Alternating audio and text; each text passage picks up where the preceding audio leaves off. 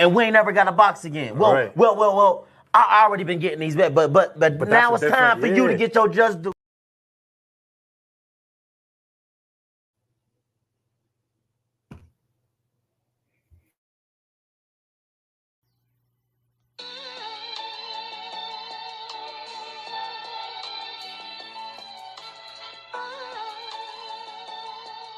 Yeah, you know the deal.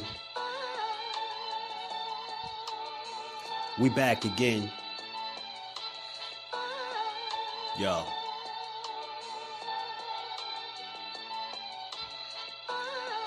A round of applause for Jersey's finest. A lot of content creators not worthy, but they minus. They get offended and start singing like the whiners. Talking like they tough, but it's only screaming and whining. My homie JusDueBoxing is the cat you don't come to. Your squad get run through. By the time you come to, you duck food. You suckers talk tough on the internet, revealing all your threats. Now we got you trapped in the net. JusDueBoxing be on this grind, y'all better hustle up. You deadlifted 90 pounds, we doing muscle ups. There's really no comparison. His voice sound like a derringer. Throwing a towel is just embarrassing. My dog Just very philosophical and psychological, and he mixed it all with good boxing news. These YouTubers feel like Bishop, I guess they got the juice, but it's lonely at the top to Just to feel like child abuse. Be respectful, he don't want to talk wild and loose. If you can't relate, you get dismissed like a mild dispute. These weird cats would tell lies that they hide the truth. Why beyond views? You lose your life when you collide with dude. It's JusDueBoxing. All you cowards quit jocking. Kirk is official with no other options. Yeah.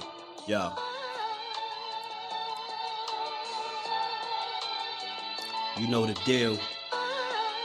Judah Ben, we in the spot. JusDueBoxing, yeah. And of course, shout out to Mrs. Do, holding the whole family down. Word 'em up, word 'em up.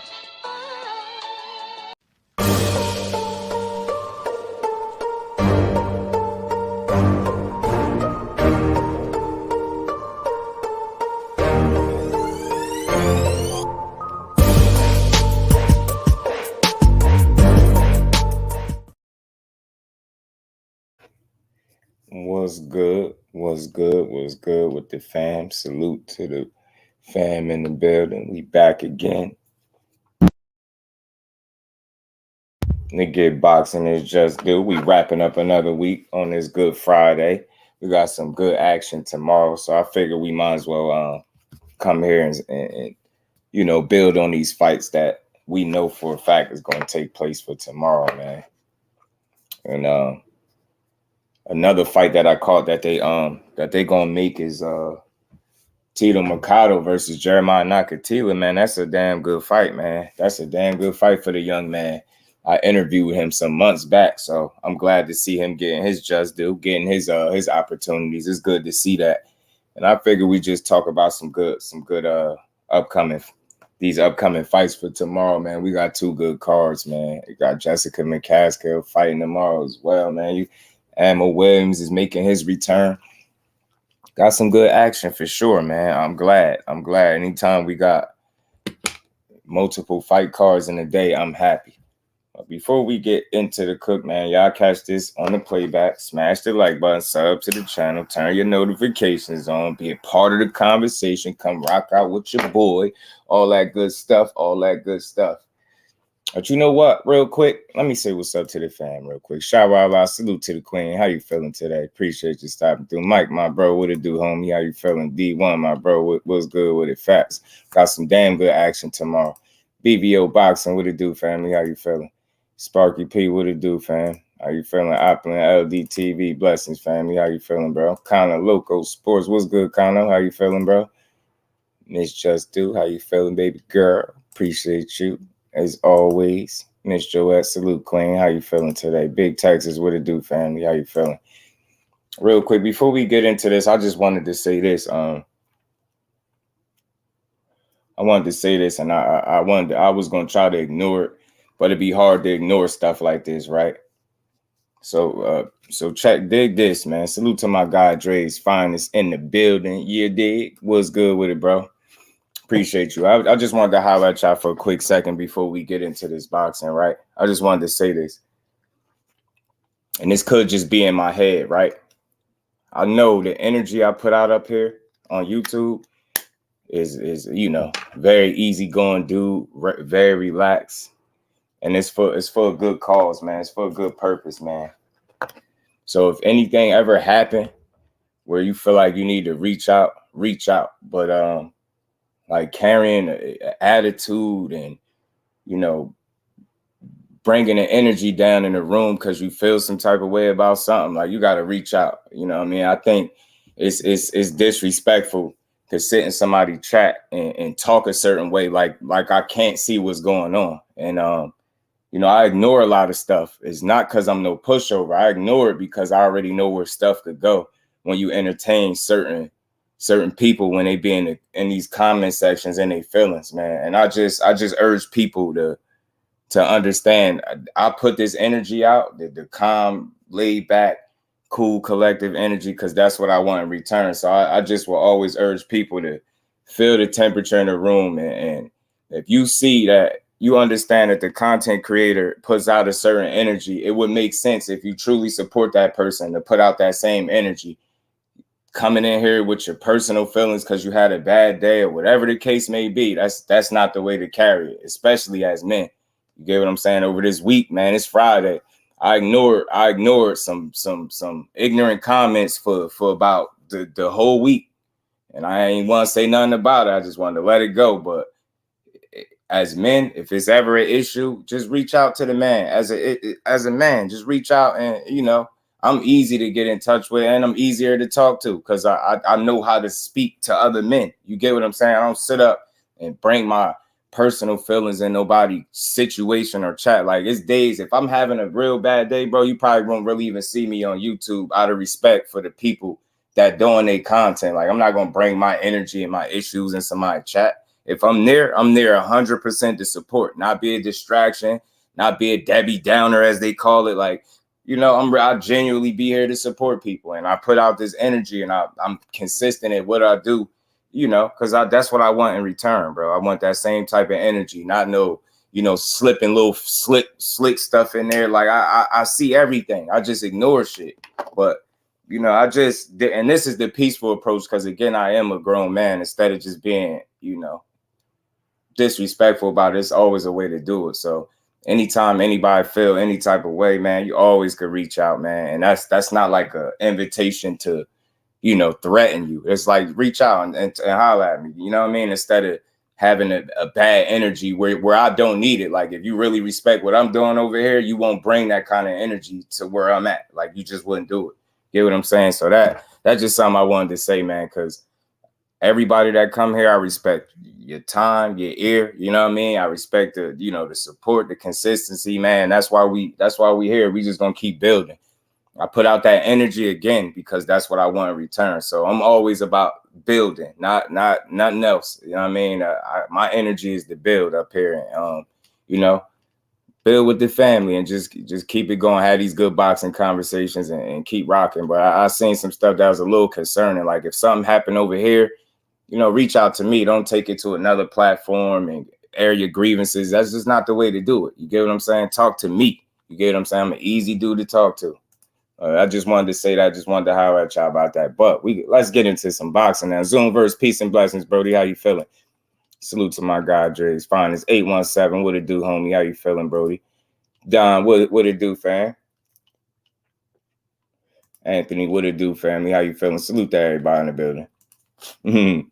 Yeah, salute to you. Appreciate you. Yeah, I just, I see stuff, I ignore it, and I don't want to single, the individual out, but I'm a good dude. You know what I mean? I'm solid to everybody, and for a reason. I'm like this on here. I'm like that in real life. So if there's ever anything, just reach out to me. You know what I mean? I'm easy to talk to. You know what I mean? Get in touch with. You know what I mean?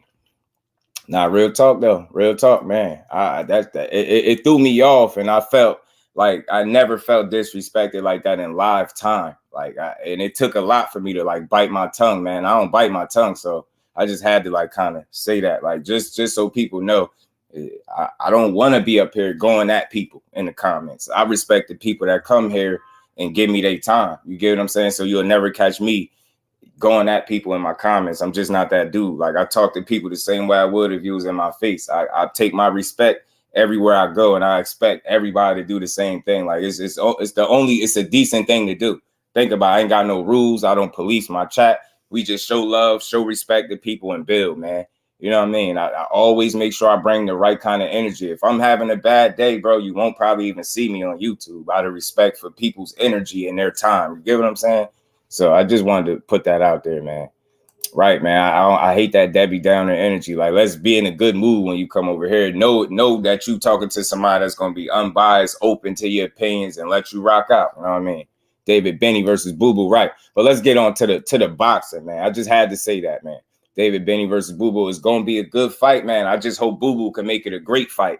You know what I mean? I hope his inactivity and his age and the fact that he jumped up in weight don't come back to hurt him. You get what I'm saying? Kano, you already know, bro.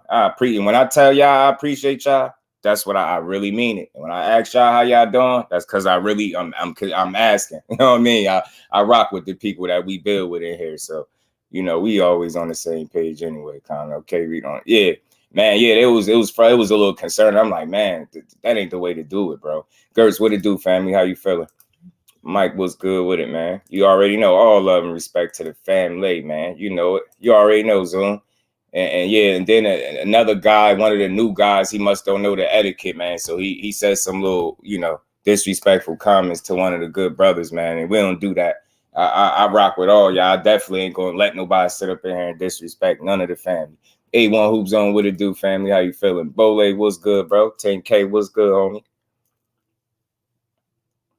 I did hear something about that. I did hear something about that. I be hearing the little whispers too. I be hearing the whispers, man. You know, people's choice. What's good with? I appreciate you too, bro. Much Platboy plays, man. Pardon me. What's good with it, family? How you feeling, man?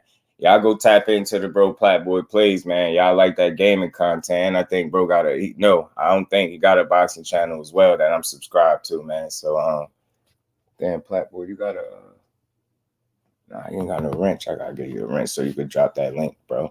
So these ain't about stoppage 8th round.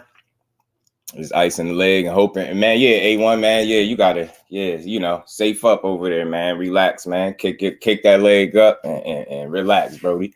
But yeah, let's have us a good, healthy boxing conversation for this Good Friday, man. Like I said, there's some good fights coming up. There's some good action to look forward to. And one of these fights that surprised me, I don't know if y'all caught it. I don't know if y'all aware or hip to Tito Mercado. You know, I interviewed him some months back. And he had recently stopped Hank Lundy. And he finally getting a shot. He getting a shot against Jeremia Nakathila. I think that's a good test. That's a good step up for him. He getting his credit. He getting his just due, man. He's starting to get those fights that will cause people to pay attention to him and really shed light on him. You know what I'm saying? And it's good to see. I think he's a good young fighter. Got good power. You still obviously see still learning. Like this right here, this is a true test for him. I mean, a young man, what is he? I think he's 12-0 with 11 KOs. You know, Nakathila is about 22-23-2 with like 19 KOs. So he got a nice punch on him too.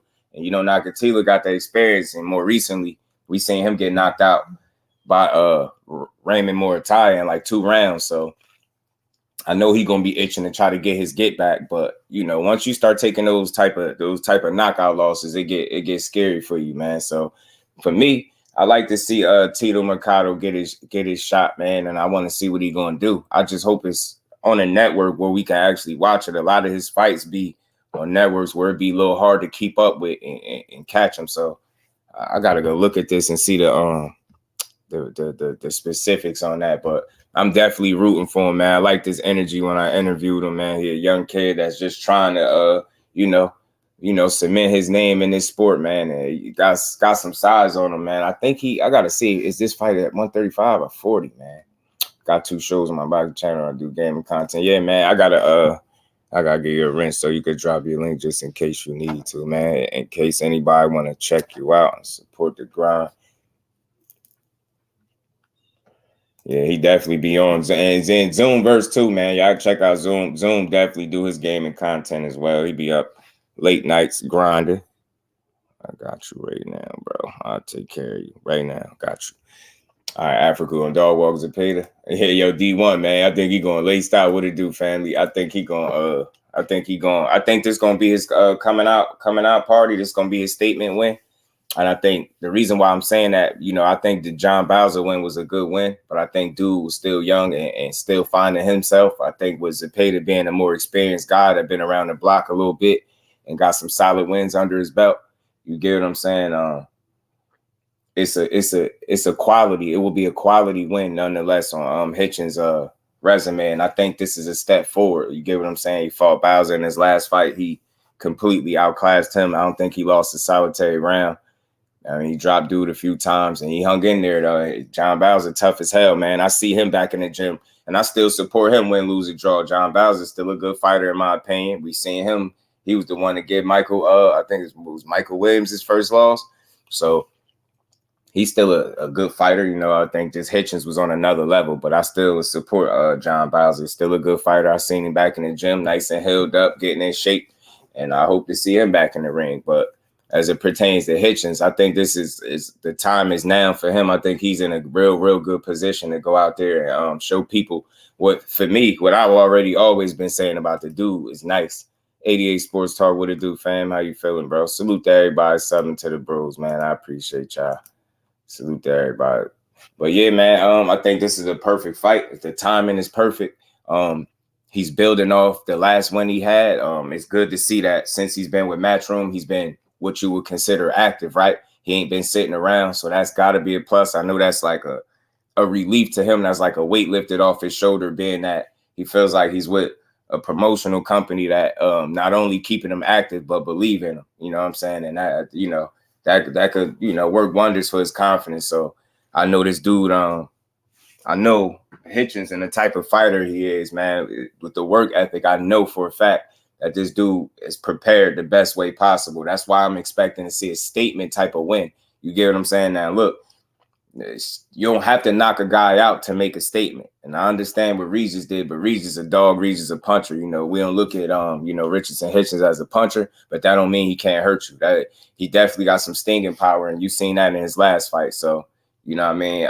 It's not out the realm of possibility for him to get a late stoppage or some type of TKO stoppage, or maybe even on cuts, anything. It's not impossible. But first and foremost, I think you're gonna see a well-polished fighter, man. I think he's gonna make a real good case as to being one of the best 140 pounders, man, in the game. I think that's what, you know, we're gonna see Saturday night from Hitchins, man. I think we're gonna walk away from that fight feeling like, yo, he one of them ones.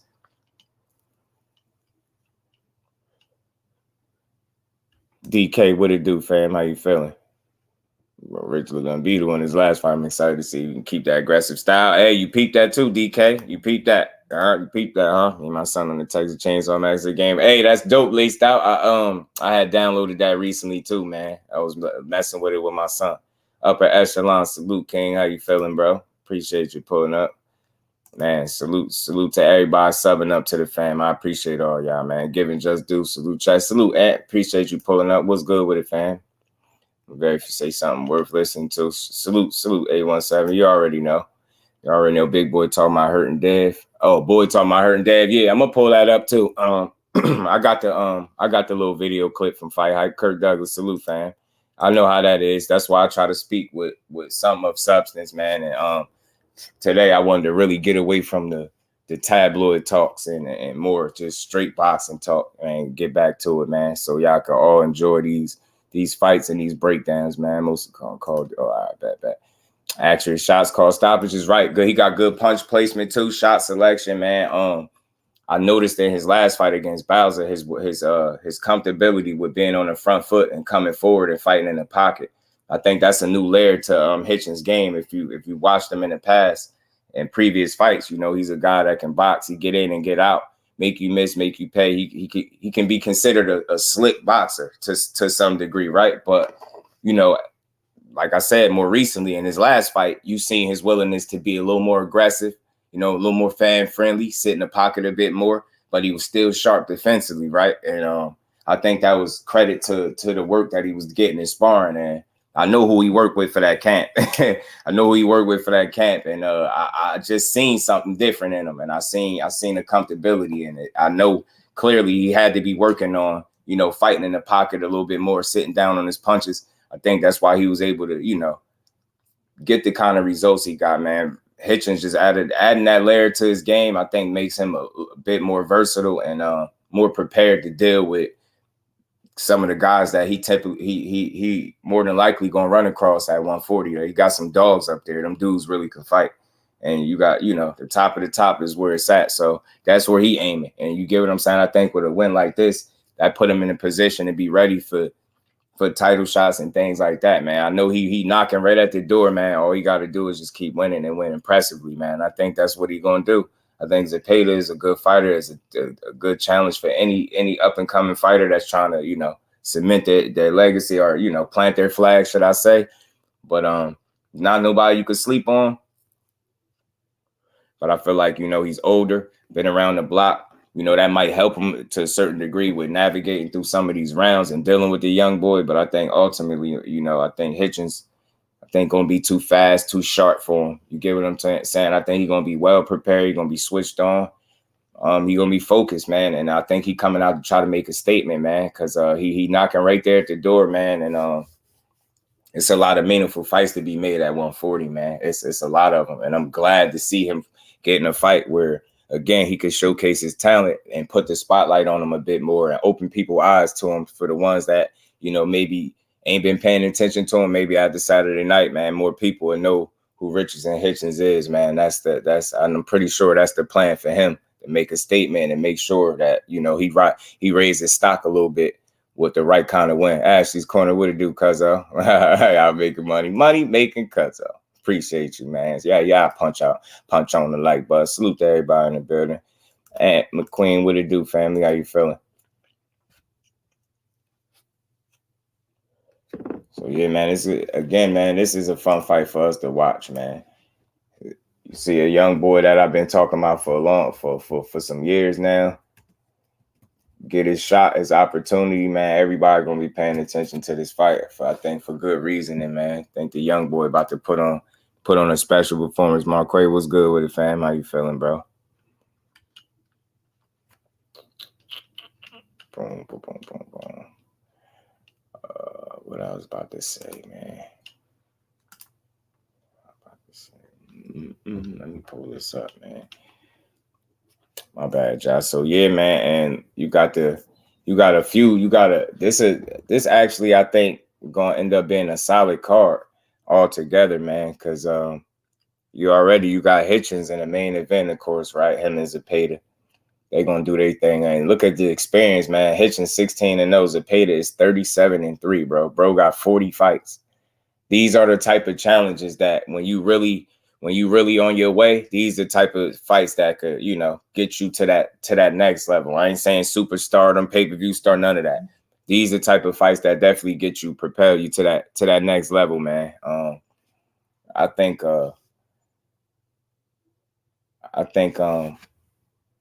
my bad. I just got a text. I asked me how I feel about the Hitchins fight. I'm talking about it right now. That's the crazy part. Dude, he not stopping Zepeda? Oh, Don, he not stopping Zepeda? You don't feel like you can get the stoppage over him? My thing is, I think if a stoppage is to happen, it'd be on the later side of things. But again, Hitchins not being the biggest puncher, I wouldn't be surprised if it's not a stoppage. But I'm more so leaning to a dominant, you know, 12-round decision. I think he could win on points, but I don't think a knockout is out the realm of the possibility. But again, if you talking about betting, I don't know if you betting a knockout for Hitchins. You get what I'm saying? Now, you know, Zepeda is coming off a knockout loss, so, and he has been dropped in the past several times. So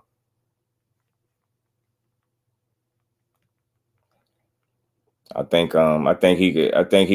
I ain't gonna say shut out, but Mike Biggs Boxing, my bro, teach what it do, family. How y'all feeling, man? Salute to the bros.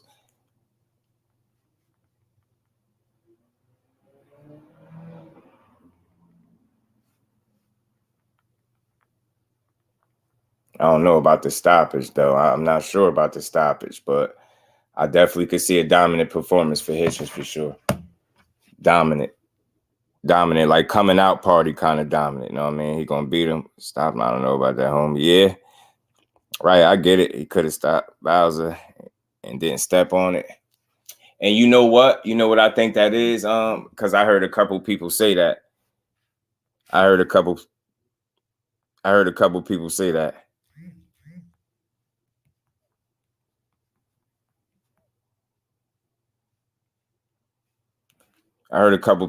Now, I'll say this too about Hitchins, right? One thing I noticed too, or one thing I consider, you got to consider that he's more of a pure boxer, right? That's his style. Hit, not get hit, get out the way, use the legs to get out of trouble, things like that, right? But I think what you've been seeing maybe in the last fight or so, especially more so in that last fight, again, you seeing him trying to come out of that shell, right? And I don't think he's trying to reinvent himself, but he adding another layer to his game by being a bit more offensive and being on that front foot. Like I said, being willing to fight in the pocket more and being comfortable there and being able to be successful while doing it. So I think his natural, way of thinking is to be defensive minded, right? To be smart, to be safe, right? But you've seen a willingness to try to come out of that shell, but I think it's going to take some time for him to really develop that I guess that fully develop that layer where he really comfortable coming forward and really pressing on it, right? And I think that's what some people felt like he didn't do in the last fight. Pac-Man ATL, what's good with it, bro? How you feeling? Appreciate you. Style. You say I don't like the lines on the fight. Talk to me. I'm about to drop the link, man. Y'all free to come up and talk to me because we gonna build, man. This is like a solid card too, like a solid card, man. But I think I haven't seen the lines though, but I'm feeling like I need to make it better too. But I gotta hit you, man. You gotta talk to me. Tell me what you seeing over there, man.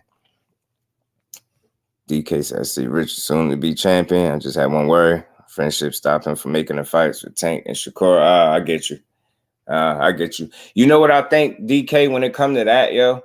I think it's one of those situations that when they present themselves, you as men, you revisit that even if you are friends, right? I think if it's a situation where like they got to cross that bridge type thing, like it's a demand for it, or if it makes sense, like they can't get to where they trying to go without fighting each other. Like if they get to a situation where they in each other way, I think they, ain't like you blood brothers. I think you could go revisit that, and money talks, man. So you never know. But I get you.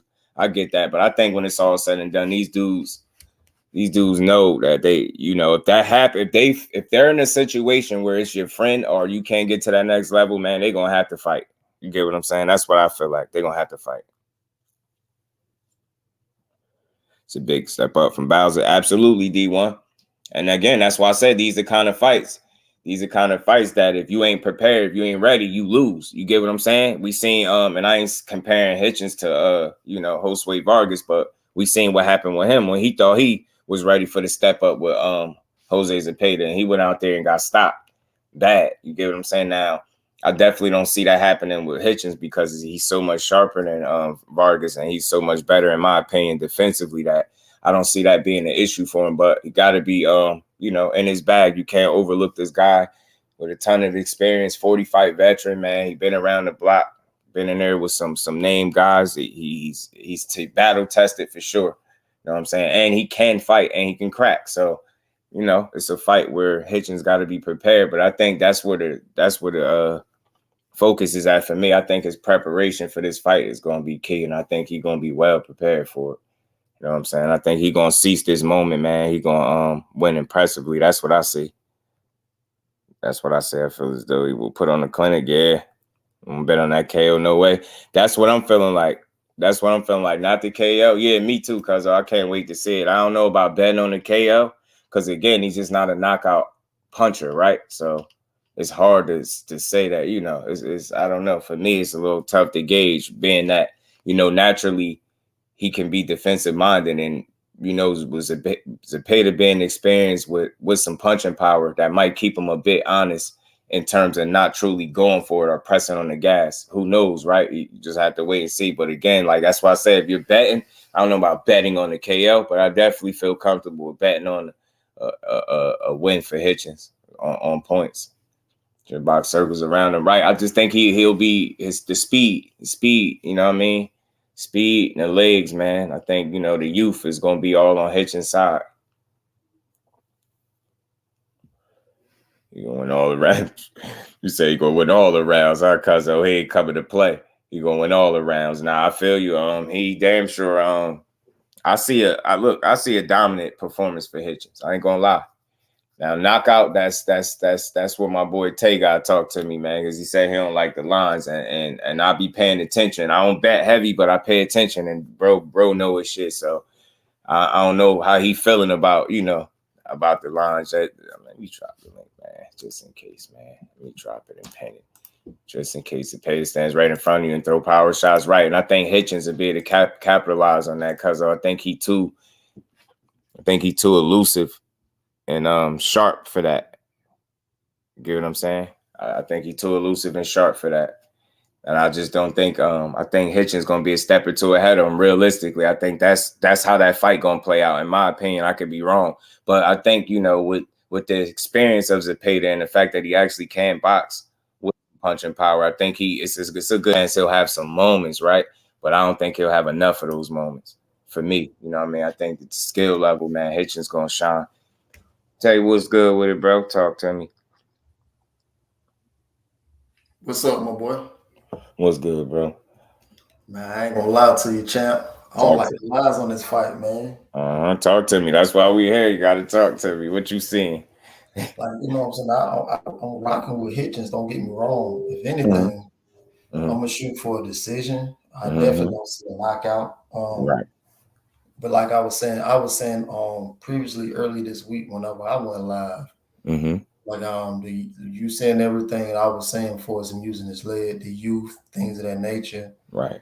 But this is definitely a way bigger step up than Zepeda. I mean, Bowser.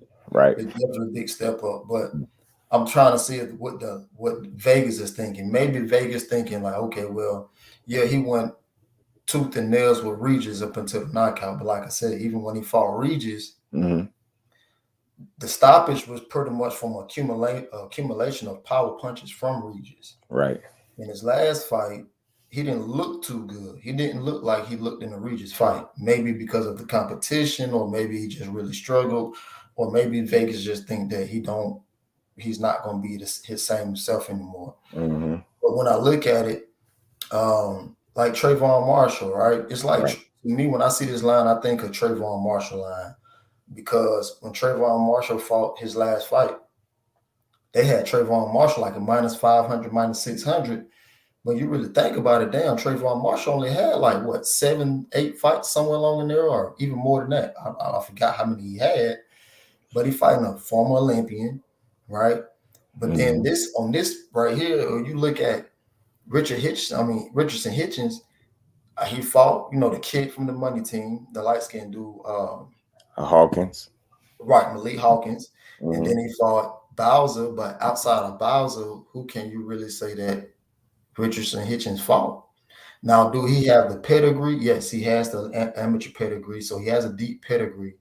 But what fight have we had to see him use that pedigree? I get what he's looked good in his last couple of fights, right? But in this instance, Zepeda, he's been there. He's been on those bright lights. He's fought Regis. He went tooth and nails. Yeah, the knockout came, but it came from an accumulation of punches. Well, Hitchins have the accumulation of punches. Probably not power punches, right? But here's the thing: Zepeda can punch. Hitchins can use his legs. Can he use his leg all 12 rounds? Is the question. Can Zepeda cut off the ring? Can he do that with a guy like Hitchins? That's my only thing. For me to see Hitchins at a -500, down to almost 600, that's a little bit too much for me. Right, that's a little bit too much for me, because Zepeda, he's been in the ring with guys who can punch, guys who can maneuver, guys who can move around, guys who are slick. He's been there. So you see what I'm saying? So it's like, why is Hitchins this far ahead? Right.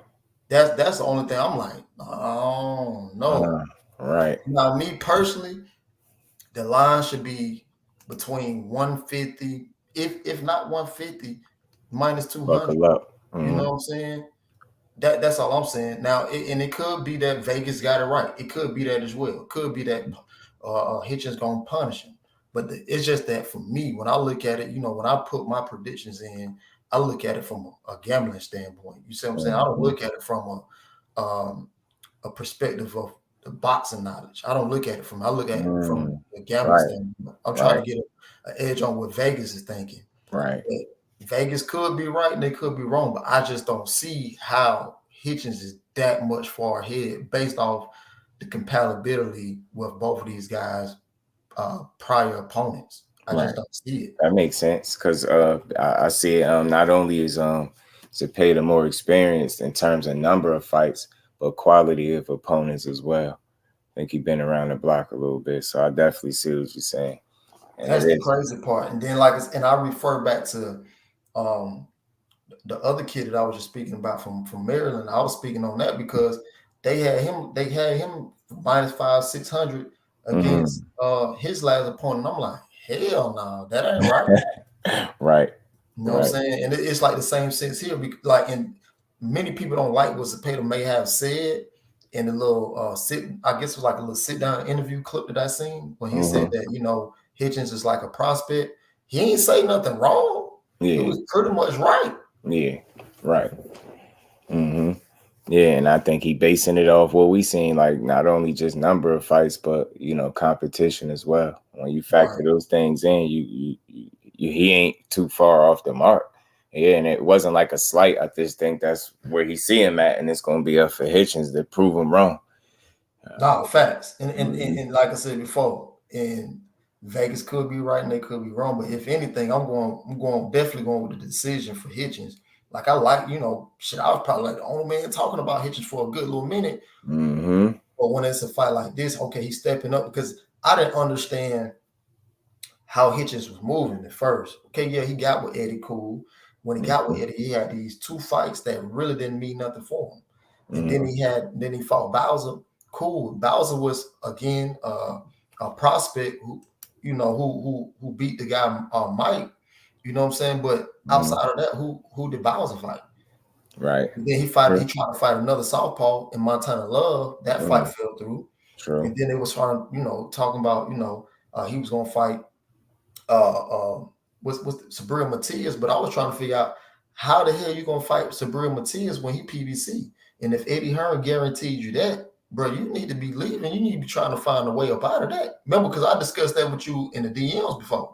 Because I thought, me personally, I thought that Hitchins should have fought Ergashev because I truly believe in Hitchins. I thought he would have beat Ergashev so he could get the fight with Sabrina Matias because now Sabrina Matias and Ergashev, they fighting. Exactly. Right. 100%. And yeah, you did. You been said that, right? And he didn't. And it was some situation with him saying he didn't duck or turn down the fight or something like that. Right. But it was offered to you or something, wasn't it? And you ain't, I ain't fight. He wanted to go fight a Montana Love. I'm like, now the Montana Love fight made sense in Detroit because it is a good fight for the Detroit fan base on the Clarissa Shields. What it do, homie. You know what I'm saying? It did sound like a good fight on the Clarissa Shields undercard, but the Montana Love also coming off a loss. Right. And bad showing too. Yeah. So what would it have done for you? Now, Zepeda, that's a different fight. You see what I'm saying? I feel like Zepeda is still better than Montana Love. Yeah, the experience and things like that. Montana Love is talented, but those mental lapses is what's going to be his downfall for me. Trying to be too much of a showman, and I think it's bleeding into his performances in the ring as well. Like your focus, he lacks. Like you'll see those moments where he just look like he switch off for a minute and get caught with something. You be like, yo, bro, you was just boxing your ass off. You just get caught up, and I'm like, my guy Bobo saying minus 400 isn't too outrageous. Well, if that's the case, when what's the kid name I was just speaking on from Maryland? Malik Hawkins. No, you talking about Trayvon Marshall? So Trayvon Marshall was the same thing when he fought the former Olympian. Right. Everybody was saying that's not too outrageous. And then when you look at it, when you look at it, how many championship fights has Zepeda been in? Yeah, right. How many has Richard Hitchins been in? Yeah, right. Now, I'm not saying that he can't get it done. What I'm saying is I don't like the line. And a lot of times when the line don't look right to me, shit, it end up being either they lose or being a harder fight. Yeah, right. I think people looking at it like don't get me wrong, I love Hitchins. But I just don't think this is gonna be the fight that everybody think it's gonna be.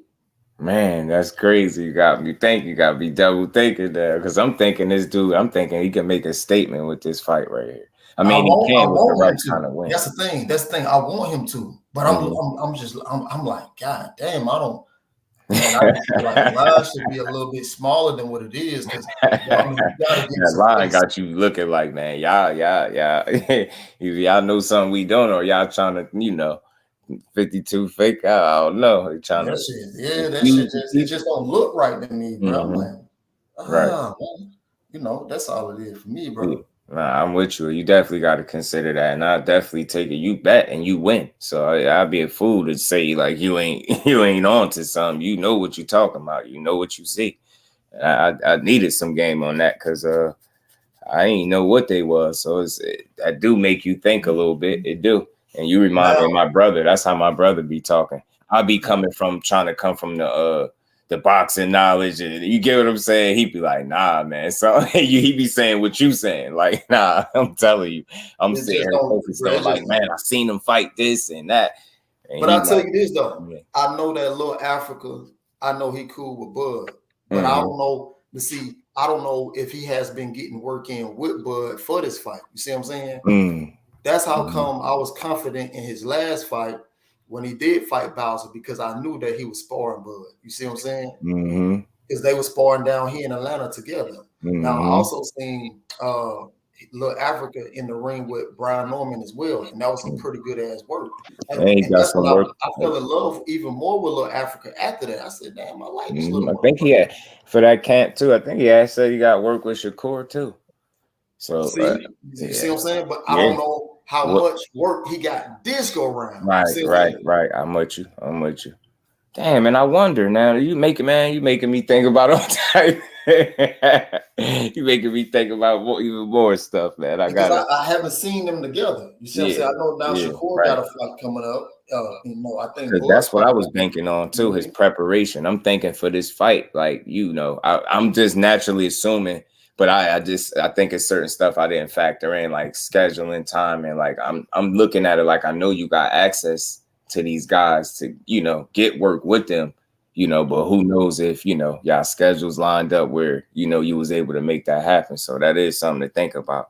Maybe I need to go scroll through his gram a little bit and see who we been posted in the gym with. I've been doing the same shit all day. Right. I gotta go look. That's how I do it, because that be telling sometimes, when they get good work, they post a picture or still shot in the ring with somebody that you might notice, and he in there getting top-notch work. I have some confidence that I would think that that's where they focus would have been at, all preparation, because that's really what it is. Like, you have all the talent and skill to beat whoever they put in front of you, but it's the preparation. I think execution is what's gonna get you there, especially with this dude you fighting. So you come in there on your game. You see what he did the whole sway, coming in there overconfident. Now I don't think that's gonna be the case with Hitchins, but it's just an example of how it could go wrong for you. So buckle up. What it do, man? How you feeling, bro? Just 30. What's good with it? Hey, shit. Out here on the move. Just thought I jumped in. I was out here listening to you on my way to take care of a few things. But yeah, I just wanted you, Hitchins, Richard. Richardson Hitchins. Yeah, I've been I like that little guy ever since I've been watching him. Like ever since really I put eyes on him, but it's like his career been slow. Right. I've always been wondering like what's going on with him, but I know he got jammed up over there with Mayweather Promotions for a while, because he was over there for a minute. He felt like they didn't believe in him.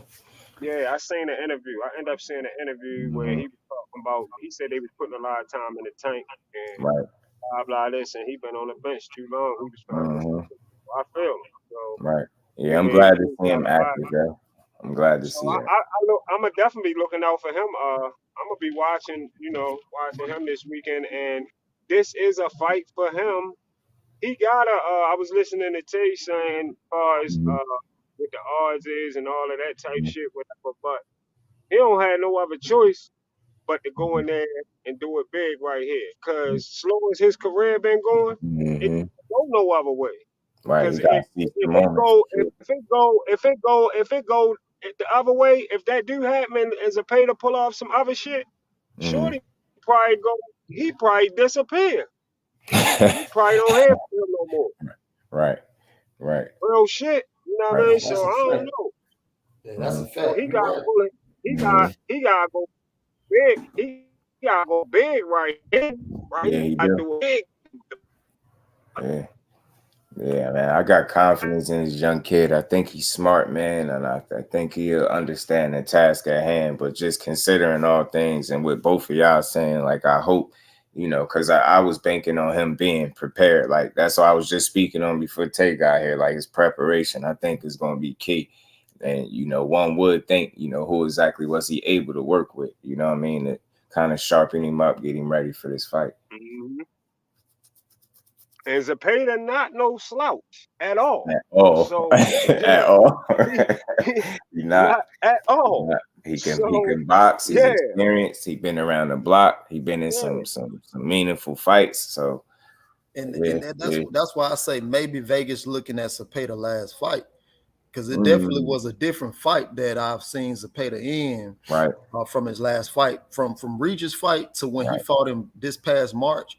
Two totally different fighters. Right. Maybe Vegas think that, hey, this guy don't look the same. Yeah, maybe they think he's slowing down a bit. Yeah, it could be that too. And hopefully that is the case. But it just looked weird to me. That's all. Right. You like, man, I do this all the time. Something looking a little off. Look, ain't saying it can't happen, but it still caught your eyes looking a little wide on the with the line. and my man buckle up. He right. Because Hitchins gotta perform this fight, because I ain't this his last fight with Matchroom? Was he talking about possibly getting away from it or something like that? Was he? Damn, I haven't heard that one yet, I think this is his last fight on his contract. I seen the he got over there. He said that he liked what he liked what he was saying was going to happen for him. That's the last time I really heard him speak about over there. But I haven't heard nothing like recent, so I don't know. I can't say if he did or not. I don't really know. Yeah. But yeah, I'm with you. He got to perform, and that's why I'm banking that too. He just understanding the moment, like bro said. His career been not the fastest, of course, and he's always had that talent. And then he just now getting his chance to show it. So he gotta stand tall in this situation. He gotta come out here.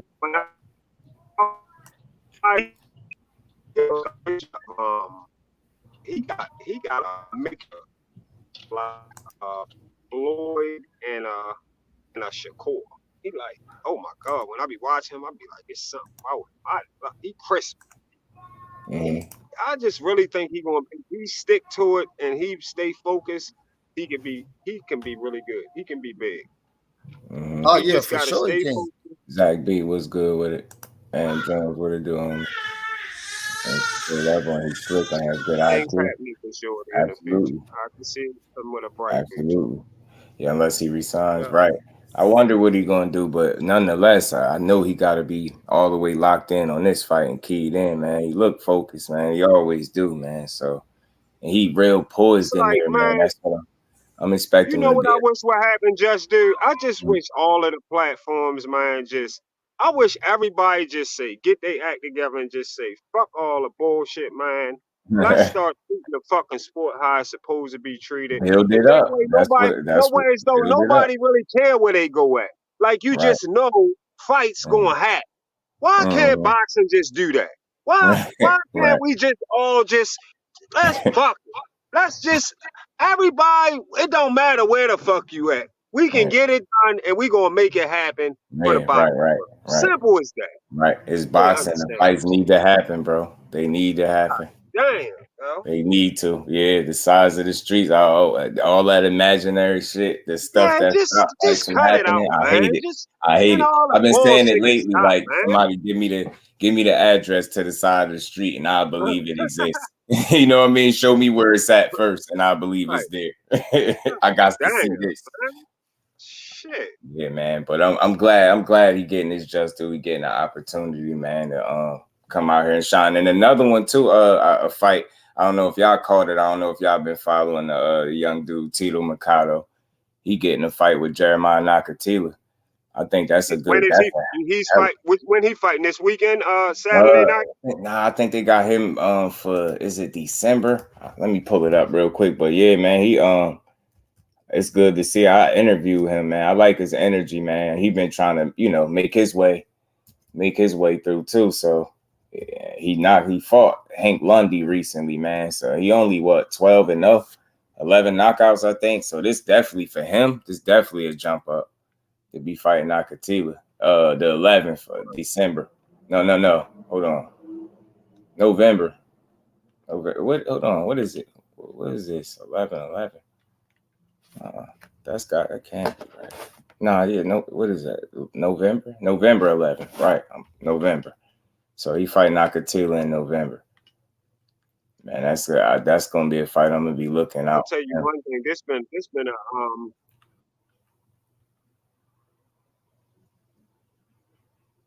Oh, he cut out. Hitchins on that Shakur. Yeah, man. Hitchins is sharp, man. I'm just hoping, like Tay said, he been getting the right work in to be, you know, as prepared as possible for this for Zepeda as a fighter, because you know, you can't really look at nowhere on his record. He's 16-0 and say he fought as Zepeda just yet, right? So this definitely a step up. Facts. Yeah, I got lost. My bad, just do that. The signal drop wherever I'm riding. This shit, I lost signal with you. It's all good. Yeah, man, I'm glad to see it. I've been talking about him since he was in single-digit fights for sure. So, you know, the TMT days, I always thought I thought they was gonna push him more.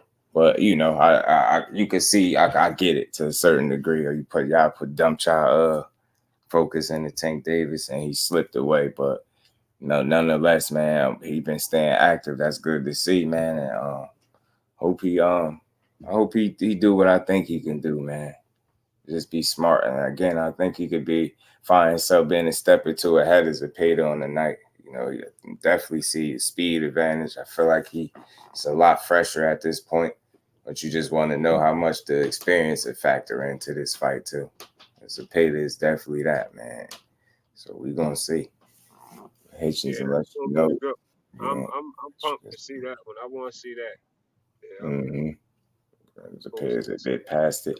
That's what I was thinking too, Bola, when he said that. I'm thinking they might be feeling like he on the decline, and you got a younger guy that's on the rise, skilled, talented, sharp boxer that could fight.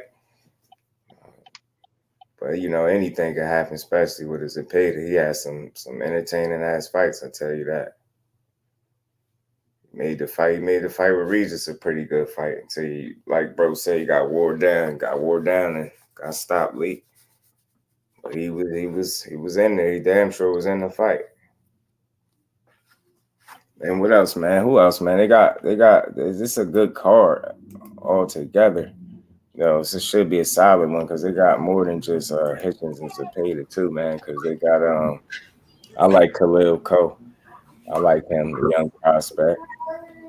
Yeah, I see my guy Teet saying he never heard publicly. Nah, that's just for me and Dub just talking. And actually, me and Dub was talking about that earlier. But I just reached out to my guy Brando, who won hey baby, I know Hitchins and right hand man, his photographer. So I just reached out to him and asked him just to make sure I'm correct, though. You know what I mean? But you know, we'll see. I'm just waiting on his text back. But that's something that me and Dub talked about. So you know, when Dub be knowing, you know what I mean? Yeah. Fax machines. Both of y'all. Both of y'all. It's as solid as they come with that information, bro. Dub going out there, man. I'm like, damn, Dub, you should have told me, man. You know, I probably could have got away from the house, you know what I mean? But I'm on daddy duties right now, man. Right. How the baby girl doing, Tay? Man, she about to be 1 year old in November, bro. She went fast, bro. I know you just had yours too, dog. Right. And his little dude, little greedy little dude. Congratulations to you, dude. Man, appreciate that. Salute, man. Definitely, man. Yeah. My son's birthday in November. That's right. You had yours right after me, ain't it? Well, the last one is July 18th. That's right. That's right. My son before the one before him is November 25th. Good November, baby. Yeah, my youngest 8, the girl. To the babies, man. Ain't got no more. Them little baby. I'm done with them infants. Shit. Finito for me, for us. I know I heard about Hitchins leaving Eddie. I was about to say, go ahead and handle your business thing. Yeah, I always hear that about Eddie Hearn, man. That he's annoying, bro, because I hear that often from people that matter, like that. He just don't be solid, man. He be in the way, like that. Bro, you gotta ask yourself though, bro. Like, let's be transparent. So, because you see in the interview with Hitchins saying that, you know, how it was supposed to go, you know what I'm saying? Because he was pretty much speaking on when me and him went at each other on Twitter as far as people saying he ducked. Let's just say he didn't duck though, right? But even if Eddie had promised him Sabrina Matias, baby, how you just fall like that? Even come on. You okay? Okay. Even if Eddie had promised him Sabrina Matias, how was he gonna get Sabrina Matias? But Sabrina Matias is over at PBC. That don't make any sense. Right. Why publicly come out and say that though? You see what I'm saying? That didn't make any sense. Right.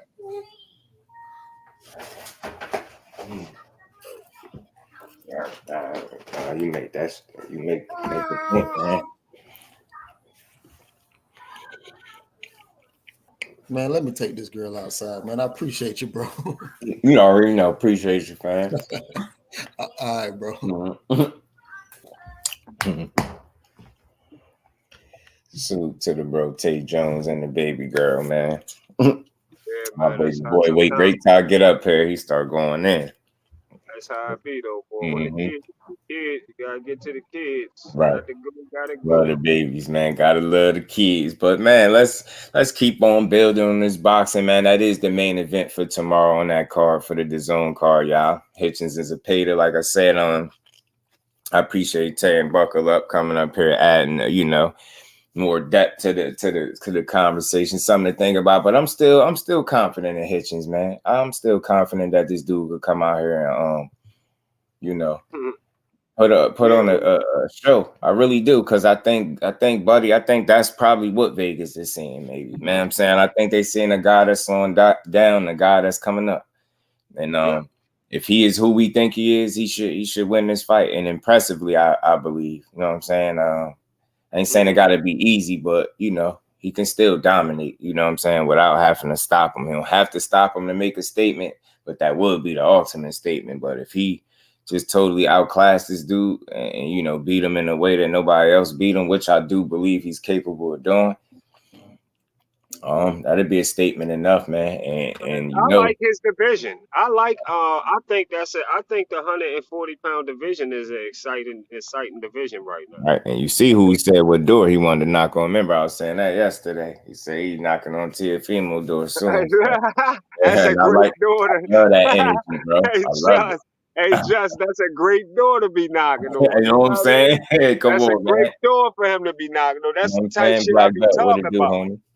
How you feeling? He said too many people sleeping on Hitchins at 140. Right. I think he'd beat anyone at 140. I think Hitchins was supposed to get the fight. Rolly got before he dipped off the DAZN. Oh, word. Yeah, man. Hitchins, I'm with you, Black Belt. I've been talking about that dude for some years, man. I'm glad he finally get in a fight where he could really, it could open some more eyes to him. And that's the whole goal, to see the dude profile, raise his stock. And with the right kind of performance, he could do exactly that, man. And I think he's more than capable. I think he could find himself being a step or two ahead of, Zepeda on the night. You know what I mean? I think, with the experience of Zepeda, he could find a way to have some moments in there. But I think with Hitchins being sharper, smarter, much more youthful fighter at this point, you know what I mean? The only thing he would be lacking is the experience. And I think the skill set could kind of level that out. I think he'd be all right. You know what I'm saying? I think he could find himself a step or two ahead of this dude on the night and be able to kind of, you know, convincingly beat this dude. He said, Tio replied to Hitchins versus Hitchins. No.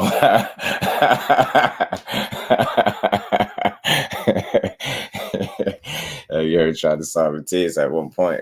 South there in the media, not sure if there was any truth to that. I know he was supposed to be getting Matias for Regis. That'd be weak if he did that, do that.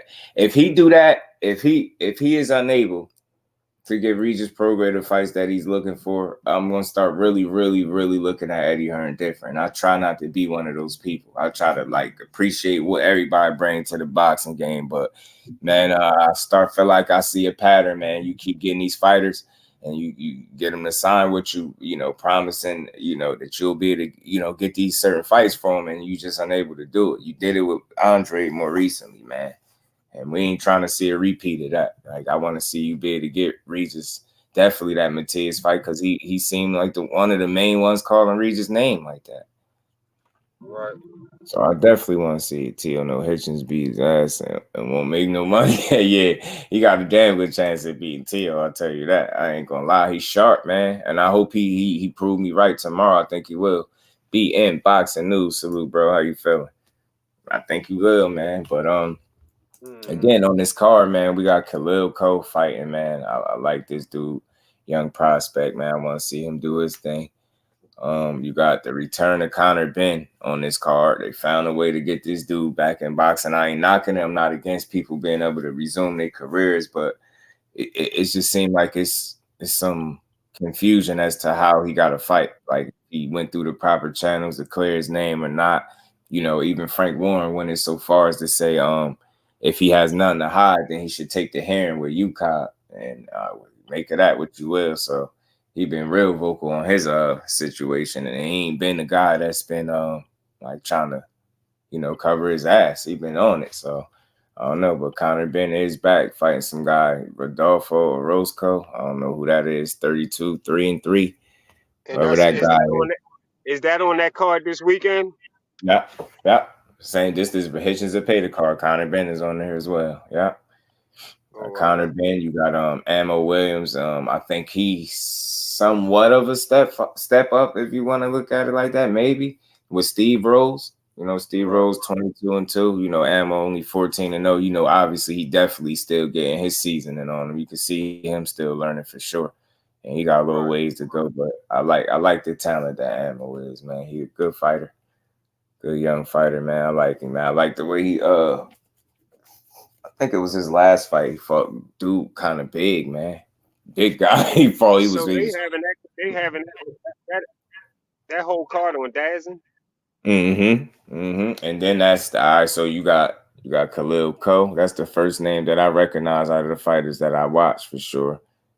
You know what I mean? You got Conor Benn up there. You got Ammo Williams and Steve Rose.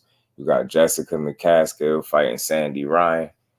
And that, you know, they got all them belts on the line. So, and then you got Hitchins as a Zepeda. So that's what's up, man. I don't know which order they're going to fight. Is it the order they got it right here? I'm not sure, because I thought it was some type of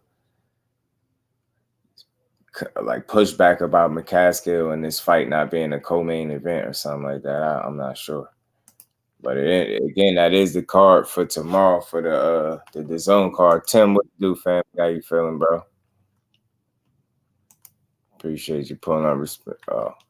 Salute to you. He said Connor Eggs. Yeah, he back at it, y'all. Is that Steve Rose that fought GGG? Yeah, that's him. Randy, salute, fam. How you feeling? Yeah, that's him. That's definitely him. Them borrowed eggs hit different these days, especially over there in the UK. And that's another thing. I think Frank Warren was the one that came out and spoke about that as well. He said for him to have contaminated eggs, that would mean he would have had to have, you know, imported them or something like that, because he said, you know, the what was it that was in there? Clomiphene? What was it? Something, whatever that was, the drug. I think it was clomiphene.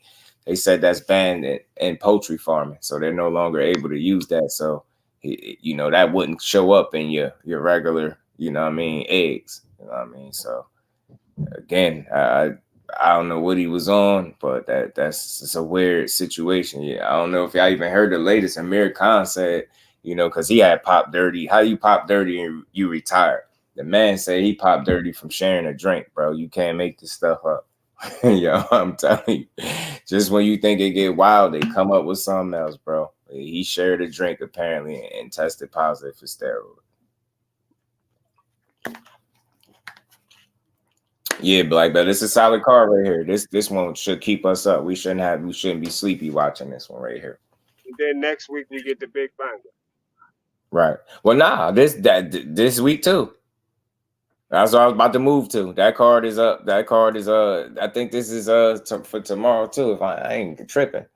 Yeah, we got Joyce and Big Bang, man, and oh man, I don't know why you talking about the Joyce card tomorrow too. Yeah. Yeah. Word up. So I like when we got, you know, back, you know, cards, you know, it's a nice day of boxing when it's like that. Day on the other side. This one gonna be on ESPN. You know what I'm saying? So in this rematch, he talking about he got his eye on Big Bang Zhang, bro. Don't mention nothing about no eye, bro. We just went through this, bro. Why he won't just lay off the eye? Don't say nothing about an eye. Just get there and fight, bro. And I don't know if it was a good idea that, you know, Joyce came in. He's coming in his heaviest. I think they say he was like 281 or something like that. So he did stand true in his word. KO mentioned that he said he was going to come in heavier. I can't understand for the life of me. And I'm not no boxer or no trainer, but I got common sense. I can't understand for the life of me why a guy that's already was significantly slower in the first fight is going to put on more weight and then come back and like I don't see how that is supposed to help him. Like I truly, it's no way I can. I see a repeat, or maybe he can tough it out this time and don't get stopped. But I don't know. I don't see Joyce winning this fight. This dude gained more weight for this fight. Like, what is that supposed to do? Wouldn't that limit your mobility? Like it's not gonna make you hit harder all of a sudden. Like I don't know. I don't get it. I don't understand the thinking right there, the science behind that, man. I wish I could ask him because I just don't know how that's supposed to help. Man, you were already so slow. Like Slow Joyce is really his nickname. That dude it's like he fighting in molasses or something, man. Like I ain't never seen nothing like it. But he's slow and steady. Like if he can get to the target, man, he can do some damage. But Zhang just had his number and he was very intelligent with his approach. When he found out what was working, he didn't go away from it. Like you see a lot of times fighters will go away from what's working. You give him for whatever reason. He didn't do that. He stuck to what was working and he punched that man eye into submission, his damn orbital bone into submission. Must be planning to finish the fight in 4. Yeah, I don't know what he doing. Apparently they're hitting different everywhere. Oh. But that's the egg can rise up when they move further up in weight. Question how people knockout percentages can rise up when they move further up in weight. Some of these dudes be special, right? That's what they're telling. Yes, you know who I got my biggest I got my like what you talking about now, who I got my biggest like under win, like where somebody was the person they ain't think gonna win. The I guess the over and under, whatever that shit is. But I bet on the best bet I made within the last 2 years, I bet on the fight with Rashidi Ellis and that Mexican. If you know what I'm talking about. Roman Villa. Yeah, I was in a casino on that fight, and I just went over there and bet on the Mexican just out the blue, just to bet on him, just cause. And that motherfucker ended up winning. I ain't even really. I didn't know Rashidi Ellis like that or nothing. I just bet out the blue. I put 50 on them and made out like a motherfucker off that. I was going crazy that night. I said, damn, that shit happened. He did end up pulling it off. I still felt like Rashidi should have still got the nod, but them knockdowns, they just end up giving it to Villa. I was like, man, I don't see how. Even the corner was like, yo, we got to knock him out to win. And he dropped him a couple times. What's the name?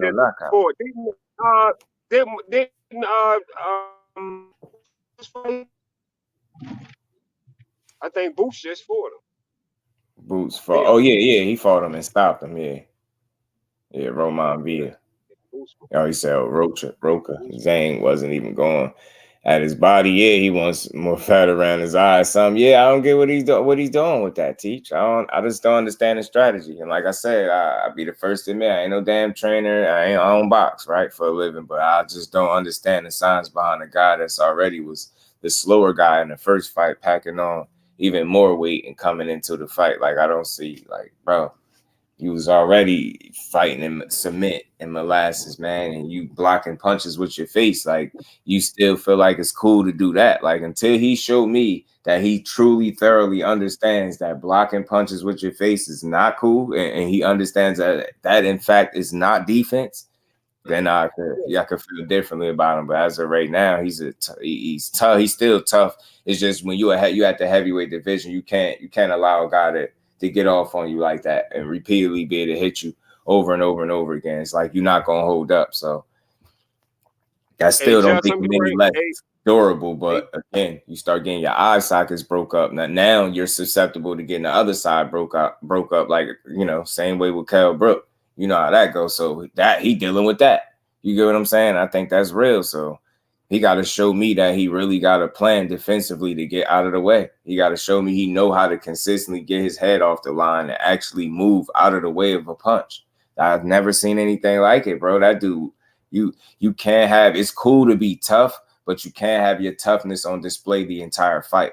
And what I mean by that is by, like, constantly getting hit like that you don't need, like, you know what I mean? That's not how you last, bro, especially as no heavyweights. It ain't like y'all flyweights or something where y'all throwing 1,000 punches and nobody getting knocked out and knocked down. That's not the case. These heavyweights, y'all some big guys, man. So can't allow that big bang to be drilling on you like that. You're gonna have to change the course of the fight somehow.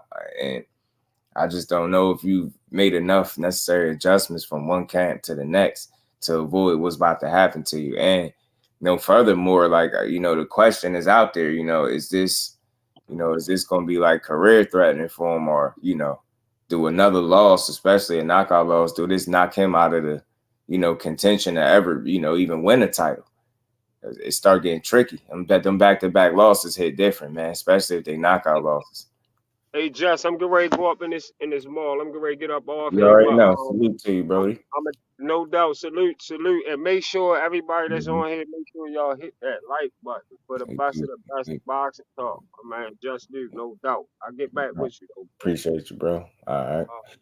Right, black belt. Yeah, man. Randy got to show something, bro. The brief. Yes, man. I appreciate y'all, man. We're going to cook for a little while longer on this Good Friday, man. We gonna cook for a little longer, man. Juggernaut about to shock the world, slow down, but nevertheless, slow and steady, shower. Like a little engine that could, man. I'm telling you, man. What it do, homie? What's going on, Jess? How you feeling, big dog? Man, I'm feeling all right, man. Everything is all good. Like 35 or 36 or something. Who that? Why is his age? Joyce got to take the fight. Joyce like 30. I want to say 8, is he? Hold on, 7, 38. Hold on, let me see. I know you're mid to late 30s. He's around that range somewhere. 38. Yeah, I was right. 38. Okay. Yeah, 38. Yeah, that dude 38. So he getting up there too, man. He getting up there. He just got a tough battle in front of him because of what he lacks, like where he's deficient, that he's not good defensively, and that's always going to be a big red flag. Especially in the heavyweight division, like you have to find a way to get out of the way of punches, bro. You can't be that easy to find and locate in the ring, because I don't see what's going to stop Zhang from repeating, the same thing he did the first time. And it might not play out in the same exact fashion, but, nonetheless, I just don't know if you can make those necessary adjustments from that camp to the next and actually beat them. And I know the goal is to do better. Not only do better than what you did last time, but you want to win. You don't want to just do better. You want to win. And I don't know if I'm just not confident that you're going to do that, because you just, with such limited success in that first fight, man, I don't know. He had your number. He figured it out, and he stuck to it. And he just slowly, round after round, just took you apart. Say maybe he has a solid 4 years left. Yeah, it's now and never teach for sure. And I said that's what people use when they come off the PEDs or in between cycles. That crackle and popping. Sending was hitting with everything. Bar the kitchen sink, the left hand couldn't miss. Yeah, they had a strange domestic violence relationship, bro. That left in his eye, bro, and he could not miss. I was like, dude, so you not grab him and hold him. You better do something. Boy, your eye ain't gonna hold up. And then he got the nerve to say he got his eye on Joyce. His eye on Zhang. I'm like, bro, he won't stop with the eye stuff. I'm off the eye stuff. I'm making jokes about the eye, man. We wake up the next day, baby boy can't open his eyes. I'm off the jokes. I'm gonna spare you today, Joe. I'm off the eye jokes for that. You don't want that bad. You don't want that bad juju. Taught me a lesson real quick. I say, yeah, let me chill, man. Like, I ain't gonna bring up no more eye jokes, Joe. But all jokes aside, though, real question was thrown out there, and they was asking, like, in terms of his career, if he lose, like, this could be, this could really set him back and knock him out of, any type of title contention potentially. So, and with the guy being 38, back-to-back losses, it's gonna get tougher, and it's gonna get tougher. And again, you see who got the straps anyway. You got old big Goofy that ain't trying to entertain the fight nobody. This idiot not only is fighting Francis Ngannou when he should be fighting Undisputed after making bogus demands. He's on record for saying he don't want to fight none of the top heavyweights. That's Joshua, that's Usyk, and that's Wilder. None of them. He ain't interested. And not only that, this idiot's talking about how he wants to make the Forbes list. So that just lets you know where his mind is at. So he's strict for the money at this point. I don't just understand why you don't just get it back, the belt up, and then go about your business. Nobody will say nothing about you. You could have all the you can have all the exhibitions your heart desires, bro. Like, we would not care. The only reason why anybody brings you up because it's a responsibility that you have as a champion, especially a heavyweight champion with the WBC strap, and you gonna play with it like that. That's weak. You know what I'm saying? So yeah, he don't want to fight no top guys. No. So whatever he did is what he did. And I think I keep saying this, the more he open his mouth and tell you what his plans are, and the further he move away from actually getting back in a real boxing match, lets me know that those Wilder fights hit the same way, people felt like the Fury losses hit Wilder. Them right hands still to this day it has some type of effect on that dude. I don't care what nobody say.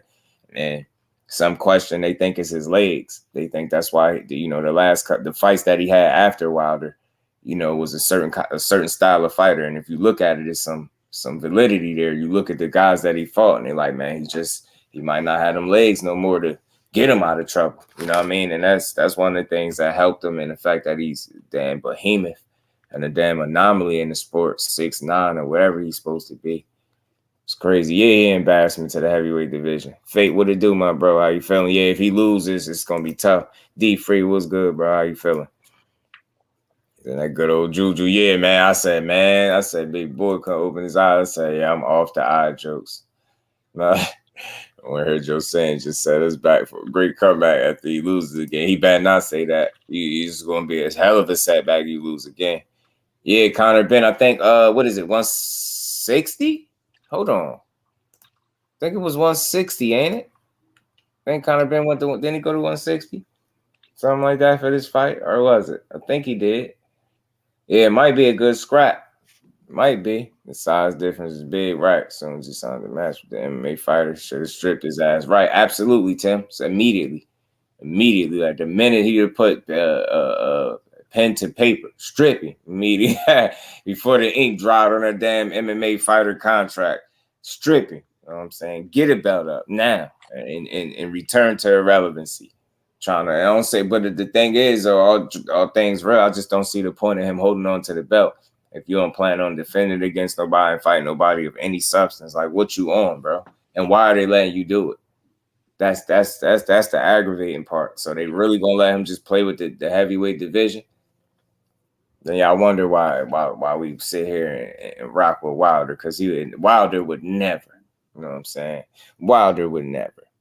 It's a part of his shtick at this point, though, Just. I believe it's part of his marketing. You see, every chance he get, he tell you the lineal champ, the lineal champ. He love bringing up that lineal champ. Right. That's his thing. So I think that's part of why he's holding on to the belts and coming out with these outlandish alt for 70-30 and all this. So that's his thing, man. Super well. That's his marketing plan. Lineal champ, WBC champ. Even though he doesn't have any intentions of actually defending it or trying to unify, he's just I'm the lineal champ, WBC champ. Just sitting there, and they're gonna just let him have the title. Title good enough for him. He don't care about nothing else. Nah, I ain't defending nothing. I'm just the lineal champ. Damn it, sitting around playing boxing. He playing with it at this point, though. He's playing with it. I feel like Conor Bender's easy at 54 for warm up. I watch.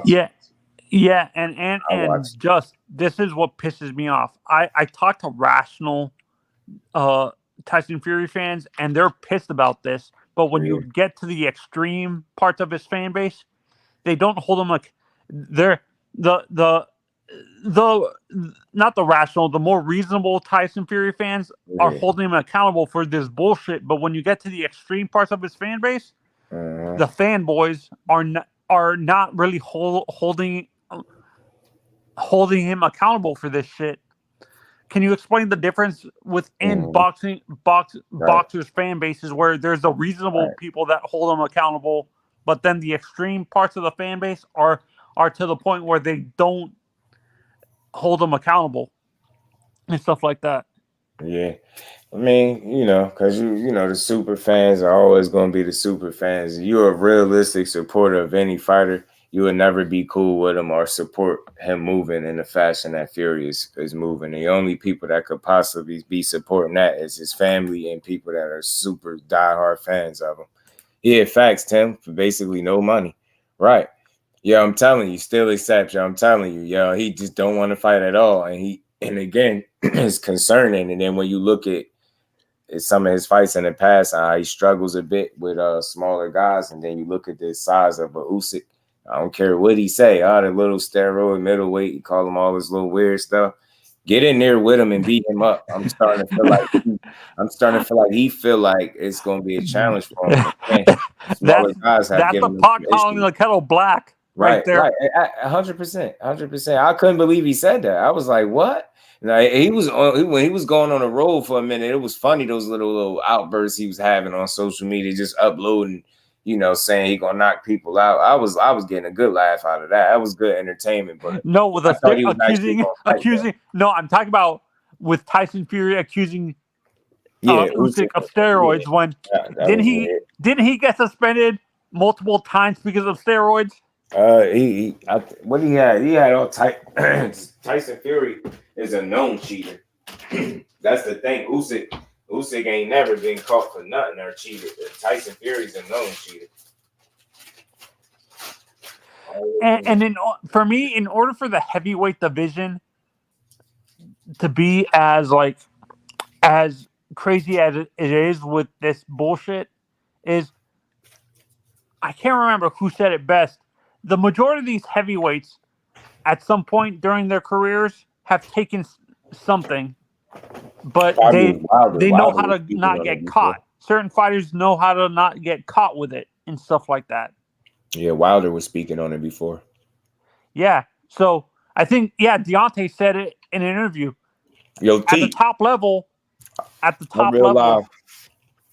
real live lost a supporter over Tyson Fury. I'm trying to tell you. I ain't seen bro yet.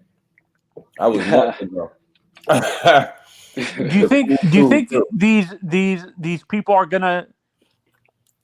they ever gonna put Tyson Fury, if he's not defending his titles? Like, let's say Tyson Fury refuses to defend his titles the rest of the time he holds these titles. Do you think these sanctioning bodies are ever gonna take away the titles from him? I mean, you would suspect at some point they would have to, or they would completely be an embarrassment to the sport. But I think in the meantime,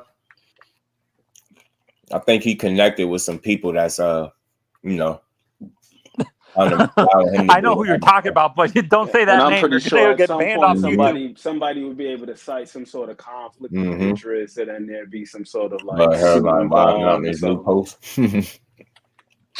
But I think that the reason why some fans, they choose to look the other way. I think, Just, you put it beautifully a couple of weeks ago, that fine line between being a fan and being a supporter.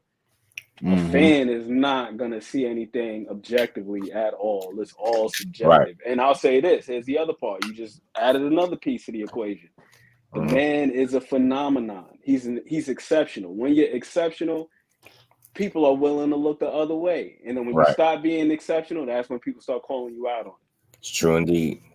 Yeah, and this is what I hate about sports and music. There's loyalty to that extreme where you're blinded to his faults. You're not calling him out on his faults and this bullshit and stuff like that. Yeah. Like that's what hurts the sport of boxing. Fans to that extreme. You know what? It's really the powers that be. Like we we can always push the needle and we have influence and things like that, but it's nothing worse than, like, think about it. Like if we had it our way, we would strip him, but the people that can won't. So they're worse for, like, they kind of they encourage his behavior by allowing him to move as he please, and they allow him to move as if he's bigger than the sport. And no one reproach. You get what I'm saying? And that's the most frustrating part about how Fury is behaving right now. See, and people forget the fact. I'm gonna say that just and people forget the fact. Fury, like for 2 or 3 matches in WWE, he can get paid more in WWE than a main event boxing match, a main event pay-per-view fight. I mean, shit, that's cool, but get your money, but just vacate the belt. Yeah, that's what pretending to be a boxer if you really your heart ain't in it no more. I can't tell you what to do, and I ain't the type to call for people belts, but I think when you playing games like that and you got people hungry like Wilder, and we already know the situation. Like he would never move that way. I think people deserve an opportunity to be able to fight for the belt that you don't see as of any substance, obviously, because the way you move and you don't care for it. You just treating it, I guess, the title like it's nothing. So as a pit, I'm gonna say nothing more than a bargaining chip. It's just a price. Right at this point. Yeah. He's treating the championships as a paperweight, is what it is. Yeah. And again, I ain't trying to say, like you can feed yourself with the belt, literally eat the belt, but you get the point. Like it's people that still deserve an opportunity to fight and compete for that title and to be able to call themselves a champion. And if I want to see like AJ before Tyson and if Deontay gets a rematch, which I don't think Tyson wants to do again, I want to see AJ versus Deontay. AJ versus Wilder. Well, speaking of that, man, I mean, we could talk about that for a second because I always do my reading before I come up here and be seeing what's new. And AJ did, I guess, an interview with Sky Sports, and he was talking about, I don't know if it's on actual audio, but I read it. So maybe it is a video out there where he was speaking on it, but he's saying now his main focus is the Wilder fight, to fight Wilder. He's confident that this is going to be the next fight. I'm like, hell, here we go again, bro. Like, at some point, man, y'all got to stop. Like, if y'all not going to fight that man, just stop using his name like that. Like, it's corny at this point. I just want to see the fight. It's gotten old and it's boring. Like, if you're going to fight the man, fight the man. Like, he's another one that's a little disappointing, too, because the opportunity that he got in front of him, how could you not take advantage of a fight that could be not only that lucrative, but meaningful without a title? Dude, you got knocked out, you got outboxed twice, you got 3 losses, he got a couple losses, man. Like, it's still with y'all losing more than once, that fight still would be meaningful and without a title. And you telling me you don't want to fight because of what exactly? Like, who's in the way? Who's to stop? Like, 1 minute you about to smash, you ready to smash his head in, you talking like that, and then The next minute is your promoter coming out saying Wilder got to hurry up and do this or that. It just get weird, like the back and forth game. Like, do you want to fight that man or not? Because we all know Wilder, if he can have his opportunity, put his hands on you, bro. If that fight happens, guys, realistically, who would get the choice of where the fight happens? Would it be Deontay or AJ? If they can't get in Saudi, if they're not able to put it in Saudi, like the rumors are saying. I don't know. That's interesting. I don't know. I never thought about that. Who knows, man? I really can't answer that from my vantage point. I can't say how that would play out. How about you, Ant? I'm not sure about that, but my question would be is what the hell does Eddie Hearn want? Because as a fighter, it's tough for me to say that. Of course, you know, there's a certain risk that comes along with fighting a guy that's literally put everybody that he's fought on his back pockets and knocked out about 40 of them. So you know that's a real risk. Mm-hmm. But for me, it seems like Eddie Hearn, like he's holding on to AJ more so than anything else. You can look at the matchmaking that he's had in the past couple of years outside of the Usyk fights. Yeah. So we got to build up his confidence. We're going to give him, you know, Jermaine Franklin or this guy or that guy. Somebody that's billed as a tough fight. That's ridiculous. Jermaine Franklin. That is ridiculous right there. If that's true. That's funny. So that's why we got Wilder tested. You got to protect your investment, man. I mean, ultimately, that's what these guys are until the day that they're not with these entities anymore. They're investments. That's a good point, Fate. That's true. You do. And he'll be going against what he initially said, what he put out there. He said they got weight classes for a reason.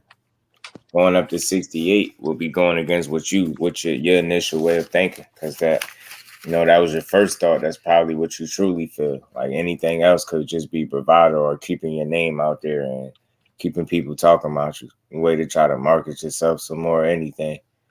Just keep your name buzzing, I guess. They went out of their way. Yeah, they went out of their way not to see that stuff. He said Africa. Yeah, I was hearing that Fury ain't coming here. Nope. Absolutely not.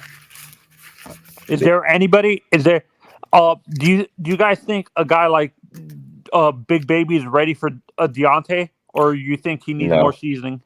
Definitely more seasoning. And the thing is, it's crazy. It's like, even if you're ready for Wilder, you could find yourself on a select. You know what I mean? But definitely not as early as it's definitely too early for him to be thinking about fighting a Deontay Wilder.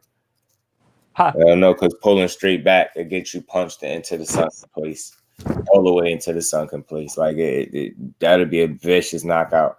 Pulling straight back against Deontay Wilder, just imagine one of the right hands connecting, man. Oh man, the nap that you gonna take, bro. Yeah. Honestly, I think the more realistic fight for Big Baby would be either Andy Cruz or maybe an AJ, with the lack of confidence AJ has right now. I don't know. I still got to give AJ a little bit more respect than that. No disrespect to Big Baby, but yeah. But you understand. AJ well, exactly yeah, like, well, you give respect to him, but you have to see the past few fights with AJ. He's had a lack of confidence. Facts teach. AJ versus FA. That'd be fun, Fate. That'd be a fun fight to watch. I promise you it would. Good heavyweight scrap. But looking at the past fights for AJ, he has had a lack of confidence in the ring. Like against Usyk and was it Andy Cruz? Did he fight Andy Cruz? Who? Am I correct? No. You talking about Andy Ruiz? Yeah, because he ain't fighting no damn Andy Cruz. Yeah, you mean Ruiz? Yeah, Andy Ruiz. My mistake. I didn't know. AJ, you think so, Teach? You think he'll take him right now? Yeah, no. That's why I'm asking. With the lack of confidence that he showed against Andy Cruz, Andy Ruiz, and Usyk, you really think you don't really showed a lack of confidence against Andy Ruiz? I mean, the guy early in his career, he was a vicious finisher, so that's what we've grown accustomed to seeing. So that's what we would want to see in those fights. But I can't say he necessarily had a lack of confidence because of the way he fought in the second fight. He was vigilant. He kept him on the outside. If that's anybody else, we say that's smart boxing. But because this guy was known for finishing, we say he's looking shook or he's whatever else. He just fought smart. It ain't his fault that Andy Ruiz couldn't cut the ring off. That's what he's supposed to do. The guy can't. No, I'm talking about the second fight against Usyk. He seems like he didn't have a lot of confidence. He seemed like he gassed out to me because he had confidence. He just got tired, like Ants. He got had tired, a huge round where it looked like he was close to putting Usyk on his back. He shot his load. Yep. And like that, what was that ninth round? I think when he went after him, went for it a little bit. 10 got siphoned. Yeah, in the last them championship rounds, I feel like he lost them. So, is there any penalties for these referees if they make a huge, like the Usyk fight that we just saw? No. Yeah, there's nothing. The only penalty is us criticizing them. That's a steep that penalty go. I'm surprised that boxing doesn't have penalties for these referees for missing a big call. I'm not, because they probably be doing what they was told to do. Oh yeah. It's always that. I hate, it's sad that could be a possibility, but it's just the reality that in a sport like this, you just don't know. Like, especially the more I'm on this journey, man, and it's talking this boxing and the people that I speak to that have been around the sport for years and got personal experiences. Some of the stuff that I've heard has taken place is wild, bro. Like it get wild. Like now, I used to hear people say they know certain stuff that they don't even want to speak on, and they wouldn't. And now I get it. I used to be like, "What could it be? It can't be that bad." It's not that, but it just get wild. Like the stories, like they get wild, bro. Some of the stuff that happened to these dudes in boxing is wild. That's why I feel like this. Speaking of that Usyk thing, that Usyk fight, and just. When you look at that, rewatch that fight again, do you think the referee turned his back or he was looking directly at Usyk? That's why he didn't count it. The referee, not to my knowledge, and Ashley's Corner pointed this out. You know how the referees always let you know before the fight what's low and what's not? Yep. I never seen do that in the ring. She pointed that out, and I never seen that. Yeah, I know. I never seen them establish what was low and what wasn't. They always established the belt. Mm-hmm. He did not do that. And then the other thing too, somebody else pointed out that was the same ref that was in the AJ fight, and the AJ caught him with a body shot, and the ref deemed it low. Now, Usyk didn't roll around on the floor and sit down and get into all of the histrionics, all the theatrics and stuff, but. Mm-hmm. The ref just did not let him work to the body. He hit him in the body. He's deeming it low, and it's the same dude. So, and this is what I said in the chat too after the fight. And I hate some of these fighters have their belt line so high up that you can't really tell what is actually a low blow because of the belt line being so high. And stuff like that. Just as a man, you can tell where it is, because if the belt is all the way above the navel, your genitals ain't all the way up there. So but you understand what I'm saying. Like some of these fighters get away with that, those theatrics, acting like it's a low blow when it actually isn't, because their belt line is so high and stuff like that, like above their belly button, not all the way up to the navel. But above to all the way up to their pectorals or whatever. Chad Anderson versus Frank Sanchez. I'll watch it. Go. How about FA versus Randy? I always said that too. I think that was the turning point for AJ too. That loss against Ruiz. Because once he did that, I think that's where the identity issues came in for him. I think, because I've always said that people keep saying it's his heart. He don't got no heart. And I say this over and over again. He got knocked out by Andy Ruiz in the first fight. He came right back and fought him again. That shows heart. He got beat up by Usyk in the first fight. He came back in a rematch and did considerably better and still lost. That shows a ton of heart. He never quit. But that's not hard. It's the identity that he struggles with. Like, this for perfect example. He was on record for saying, I think that was after the first Usyk fight, that he didn't even want to hurt his opponent. He didn't want to hurt him. Like, what? What are you talking about? First of all, you a heavyweight. You 6'5" or 6'6", whatever you are. You built to hurt somebody. What are you talking about? First of all, that should be your sole purpose. Like in boxing, is to hurt the guy on the other side of you. So okay, you don't want to hurt the guy. This is a heavyweight talking about like this. It's very concerning in the sport where you're fighting for your life. You don't want to hurt the guy, and then so you're telling me you don't want to hurt somebody. You're not trying to knock him out, obviously, right? Because you don't want to hurt him. So now you telling me you want to box him and go 12 rounds. Then you get on the microphone and talk about how you're an 18-stone fighter or whatever, and you're not a 12-round fighter. So why would you execute a fight in a way, that would make you go 12 rounds? Like that would put you to box 12 rounds. Like why wasn't you trying to be physically imposing and actually trying to hurt this dude? Why are you on record talking about you didn't want to hurt him? That's the wildest thing I've ever heard in my life. And then for you to get up on a microphone and throw that little fit. He threw a fit, bro. Like that's what a fit. You threw the next man belts out the ring, got on the microphone, start wilding, bro. Like, bro, I ain't never seen nothing like that. I was like, dude, so that's what I mean about identity. You don't know who to be, when to be that person. You're built to be physically imposing, to get in there and hurt your guy. That's just who you are. That's when you are at your best. That's what you're doing. Let me clarify what I meant by heart is when I look during the fight. Hello, what's good with it, bro? Well, what I meant by heart is in the fight, when I looked at AJ's eyes, it looked like he wasn't like his head wasn't even in the whole, like his head wasn't even there, or he wasn't really fully engaged in the fight. That's what I meant by which fight heart. Is this? Which fight is this, bro? Because heart is something different. To me, the way I measure it is similar to Just. And before we even go into the fact that he competed with this man again after he knocked him out, he got dropped several times in that fight, and he actually got the fight waved off. It's not like he got slept. He was on his feet when the fight got waved off. So I think it's extremely hard to say that the man doesn't have heart. He got dropped in the Klitschko fight, got up.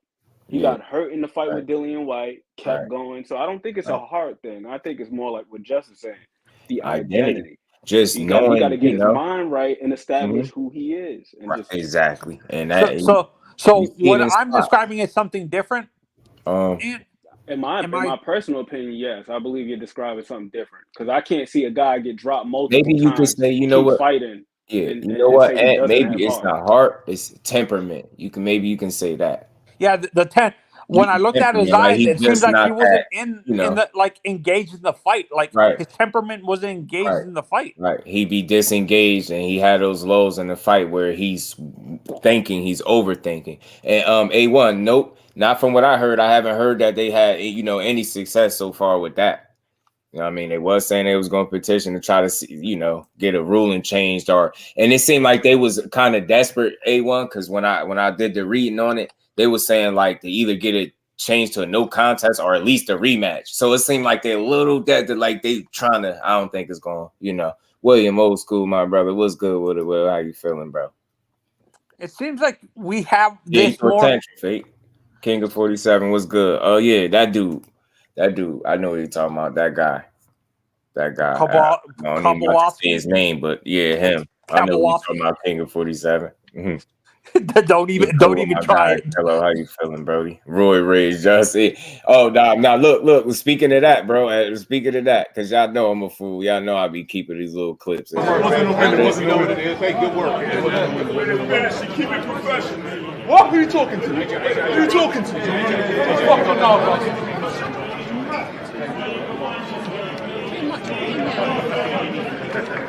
I said way to keep it professional. I think he misinterpreted. That's okay. That's it's not right. Yeah, that's right. What you mean?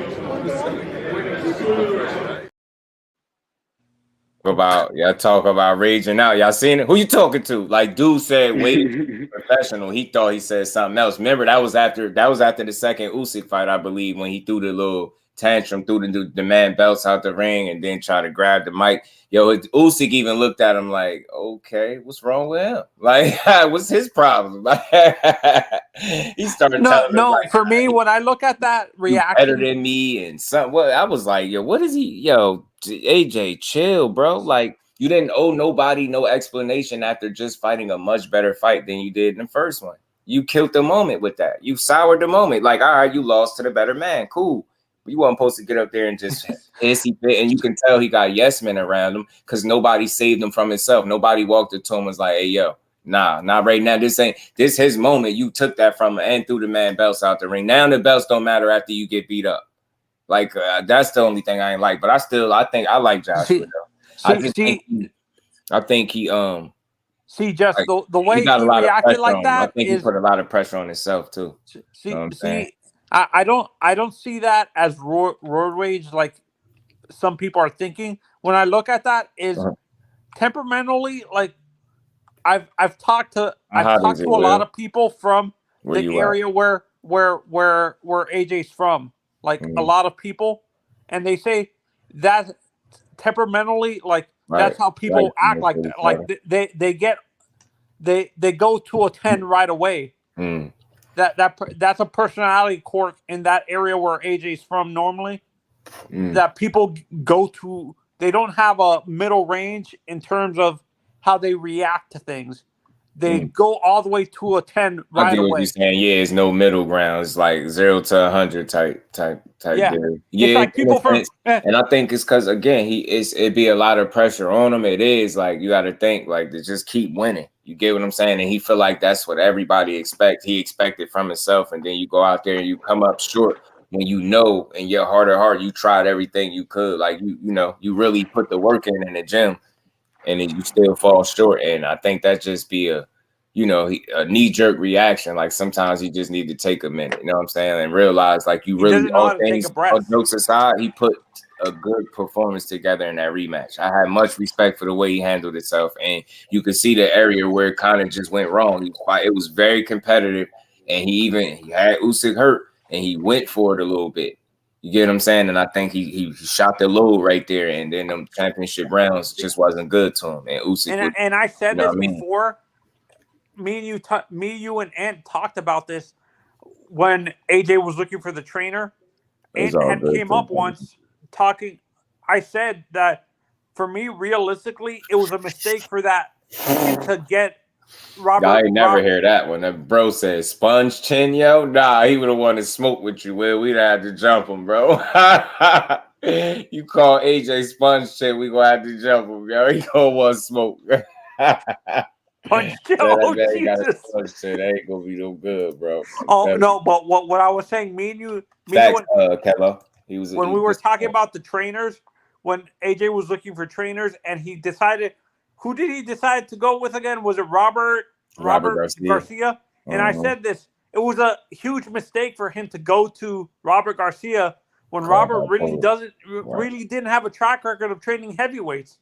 When was the last time you can remember Robert Garcia bringing a heavyweight to a championship fight? Nah, Randy, you right though. Y'all right though. Good, and we make the jokes, but we always go back to the real. That's what it was. It was reaction and just realizing that I think his reign was over. You get what I'm saying? And then that was your opportunity to get that back, and you lost it again to the same dude. So it was like, damn, I ain't gonna fight him a third time. So all that start kicking in, you roll back to that point, and I think it was frustrating for me. I could level with him to a certain degree, but I still be feeling like. In that position, bro, you got to keep it together, man. All the eyes is on you, man. You didn't owe nobody an explanation for putting on a good show. And that's kind of the difference I have for. Back to your point, Ant, you were saying something about Robert Garcia. Look, I think it was simple. What went wrong there? Nothing.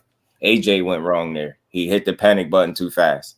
If you look at the first fight, and that was only one camp Robert Garcia had with him. Like if he had him perform that well with one camp in a rematch with a guy, one could suspect. Just imagine if he had him for the first fight to the second fight as well. You get what I'm saying? Yeah. We might be having a different conversation. I think what he did do was hit the panic button just a little too fast when he got rid of him. But at the same time, why I respect AJ is because him changing trainers. I know some people feel like you all over the place. You need to settle down, pick a trainer. But and that's one side of it, and I get that. But I feel like I always look for an area to give somebody credit. I think him searching, going to other trainers and trying to work with other people is him still searching to try to be great in a sense and try to be better. So and never stop working. So you'll go. I'm in the middle. I'm in the middle with that. Like Derek James. I see what you're saying. I'm in the middle with this whole thing with AJ switching trainers. I can see. I'm gonna say this with AJ specifically. He needs a trainer. He needs a guy like Sugar Hill. Sugar Hill would be a good would have been a good trainer for AJ from the start when he was looking for trainers, but there was no way Sugar Hill would have trained AJ and Tyson Fury in the same training camp. There was no way that would have happened. That's. I mean, yeah, it's you know what? Listen, at the end of the day, you always need you need a trainer that understands you, that could bring the best out of you. That's no doubt, right? But I think ultimately with AJ, it's an AJ problem. It doesn't matter what trainer he go to. I think if he don't fix the issues within, like he's fighting demons, in my opinion. And I think those moments in the fight where you see him overthinking and being too patient, like that works against a certain level of opponent. But again, just imagine a guy like Wilder that's never short on confidence, and you in there second guessing yourself. That's why people got you getting slept by him. It's temperament, it's energy, attitude.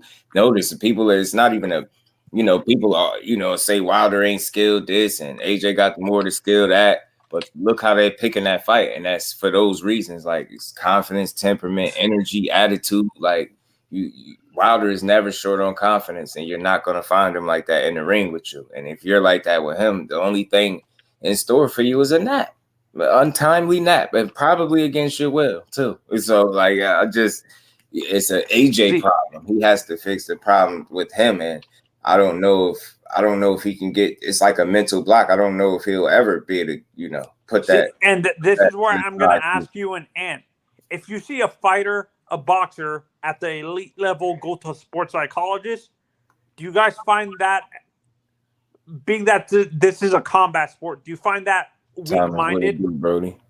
No, I don't think it's weak-minded at all. Nah. I don't think it's weak-minded at all. And Just, you made a great point about the what's the name, man, about the trainer being able to relate to you. I believe that's why he went to Derek James. Because from what I understood with Robert Garcia, he didn't really have too many negative things to say about him. So clearly, from a performance standpoint, Robert Garcia got a lot out of him in that rematch with Usyk. But there may be a thing there in terms of relation. EJ spoke on it during the 24/7 with all access. Yo, when I look like Ish, he gonna tell me I look like Ish. And you alluded to it a couple minutes ago with the whole yes man thing. Derek James does not strike me as the type of guy that's gonna just go along with the program. If he ain't feeling it, that's it. And I'm gonna say Robert talked about that. I gotta make a video on that. You just reminded me. Robert Garcia has some interesting things to say about AJ's camp before he got to him, man. I gotta make a little shorter video on that. I gotta get back to that. And I'm gonna say this too with the Robert Garcia thing. I think there's a cultural separation with how they teach.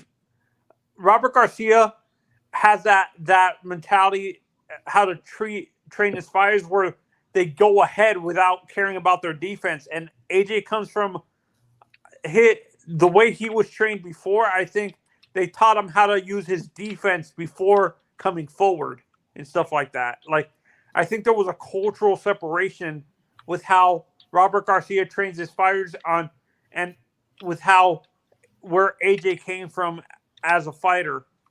Do you guys see that? Did you guys see that too?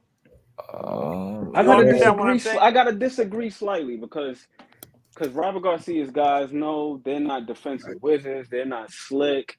But they've always been defensively sound. You're not defensively sound.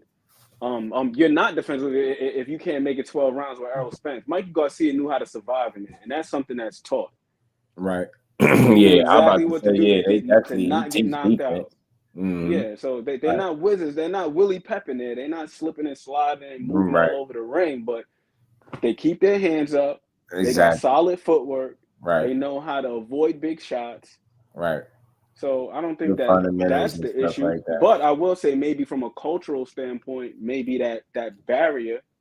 That's what I meant to say. The cultural barrier. Somebody that relates to you. And that's probably, again, like to your point, that's probably why he went over there to Derrick James again. And some of the problems that he was having himself was him feeling like he needs somebody to stay on his ass, push him, get the most out of him. And when you look at it, EJ and how Derrick James worked, he getting the most out of EJ. I think he's seen that and he feel like he could also bring that out of him. You know what I'm saying? Do you think he would have worked with Eddie Reynoso or no? I just don't think that would be good for him. But yeah, Will, I'm with you. People still mad about that. They're not exactly everybody's not 100 or all in agreement to this dude being able to fight again, Conor Ben. And he got people really wishing that he didn't have this opportunity because they don't feel like he went through the proper channels to clear his name. And it's right. It's like you want a big baby out of boxing, but Conor Ben is something different. And Conor Ben been on the record for saying Eddie Hearn, mishandled the situation or whatever he said. And he ain't even, you get what I'm saying? You would think he wouldn't be pushing, but he want this fight. He want this dude back. Again, I just want to see him clear his name. I ain't against seeing him get his bread and get back to it, but I hate to see people get to slip through the cracks, man. And other guys get penalized way more harsh. It's very easy to find anything wrong with a fighter. Yeah, you already know, man. Salute to Zach B. Frank Sanchez needs a big fight. Frank versus Big Bang. Joe's winner should be next. I like that for him. I'll watch it for sure. Frank Sanchez. Realistically, guys, percentage shot you think Joyce wins against Big Bang Zhilei Zhang? Right, 47. You're right. I think the chances are low, realistically. I just think Zhang might have his number, and the things that Joyce don't do well, I don't see him fully correcting him to the point where his defense ain't gonna be an issue again in this fight, because it ain't like that was the only fight where his issue has been his defense has been an issue or leaky. That's who he is. He just had the right guy in front of him to really exploit it, and again, he was able to. The success he had, he was able to maintain it, and that's the difference. And the other fights, people have been able to have success on Joe Joyce, but he's been able to, kind of get his stuff off at the same time, and kind of balance it out. Whereas Zhang ain't give him a shot to even get into the fight. So when that war of attrition, I'll say this: there's a couple of things that he can do, because I watched the first fight again recently, and Thomas Hill and I, shout out to the benevolent Thomas Hill. He and I, we were building on this the other day, and there were instances like in the second round, even though Joyce did land a nice left hand, but there were instances in which when he was circling to his left, because Zhang, if you rewatch that first fight, even if you just look at the highlights, just look at the foot placement. Zhang was keeping his lead foot on the inside, which is not a common practice in those open stance fights. Typically, somebody's trying to win the lead foot battle and keep their dominant foot on the outside. But Zhang was keeping his right on the inside. What's the point of that? Can you explain that? The right hand. Well, he just wanted to be in position. He wanted to be in better position for that left hand. So he wasn't really concerned about Joe Joyce landing his right hand, which to me, I don't think it's so much a matter of him not respecting the power, but him being cognizant of there being a huge disparity in hand speed.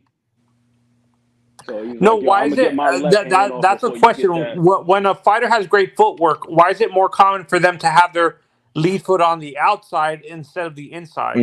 I ain't seeing Will. If I do, I'm on his helmet though. I ain't seeing him. I had open stance like that, bro. It's typically what my educated guess would be to you want to deter the guy from moving to that side, moving to the the other side. You want to push him towards your rear hand.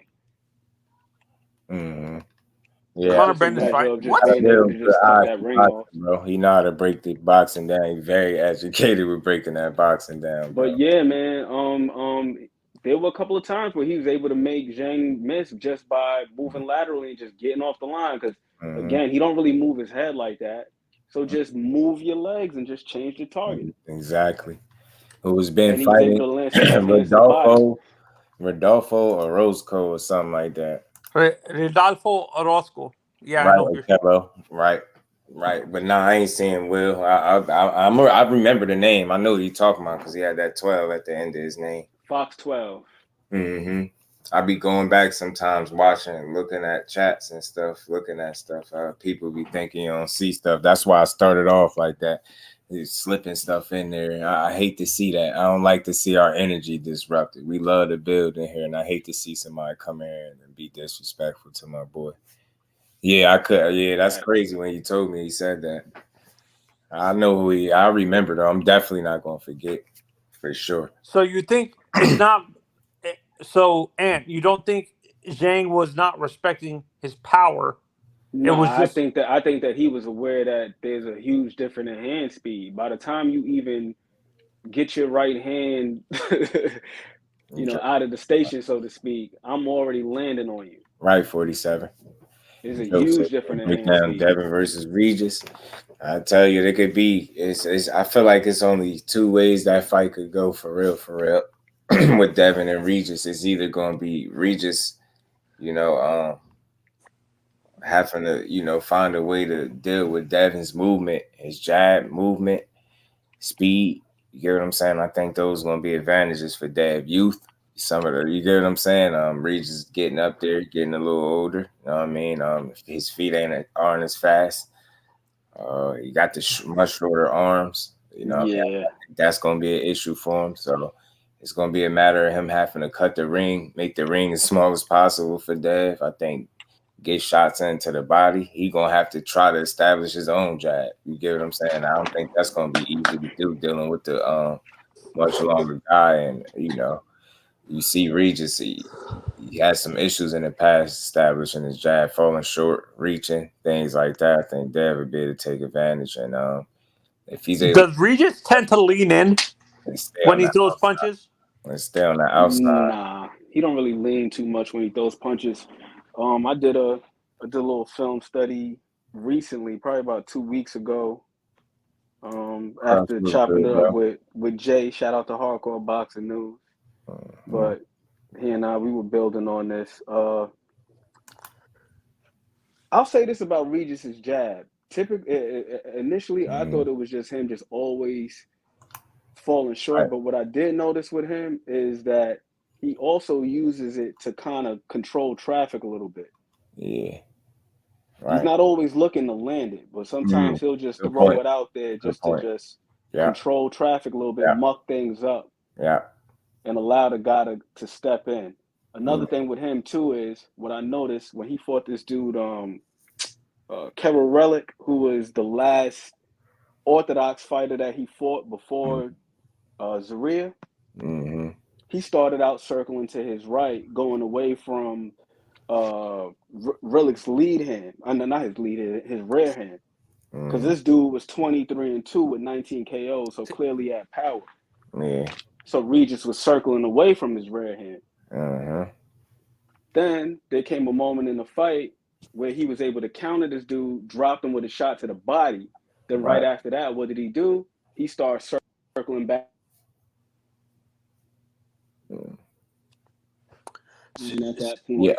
Kello, they from what I read, and you always could take it with a grain of salt. They said they was supposedly targeting that fight for them around Super Bowl weekend, February 10th. But you also heard De La Hoya say something about Adrian Broner in the mix as well. So you just never know. But I would definitely watch that any day of the week that they fight. See, I'm kind of surprised if they're thinking of doing Ryan and what's it called? Ryan and Tio. Why not save that for what is it called? I got you, bro. Cinco de Mayo. Justin James, what it do? How you feeling, bro?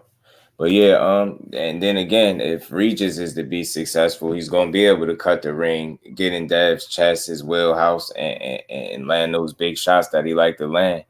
But if not, Dev is going as my bro Mo City said, man, death of 1,000 jabs, man. It's going, it's no secret as to, in my opinion, how Devin is going to approach this fight in the only way that makes sense. You don't fight with a fighter. To me, you don't fight with Regis. You box him, and you force him to have to box you. You get what I'm saying? If you're Regis, then you want to force the boxer to have to fight.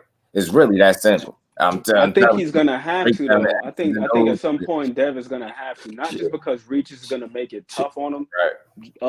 But Regis got pretty damn good jab defense too. I gotta give him his credit. When I was watching, one thing I do think that Dev, if he's smart about and he pays attention to, Justin James. Mm-hmm. My guy Regis got good head movement, but and he's always doing that little rock back and forth when he's coming forward. But typically when he's doing that, he starts off on the right side. He starts off leaning to his right more often than not.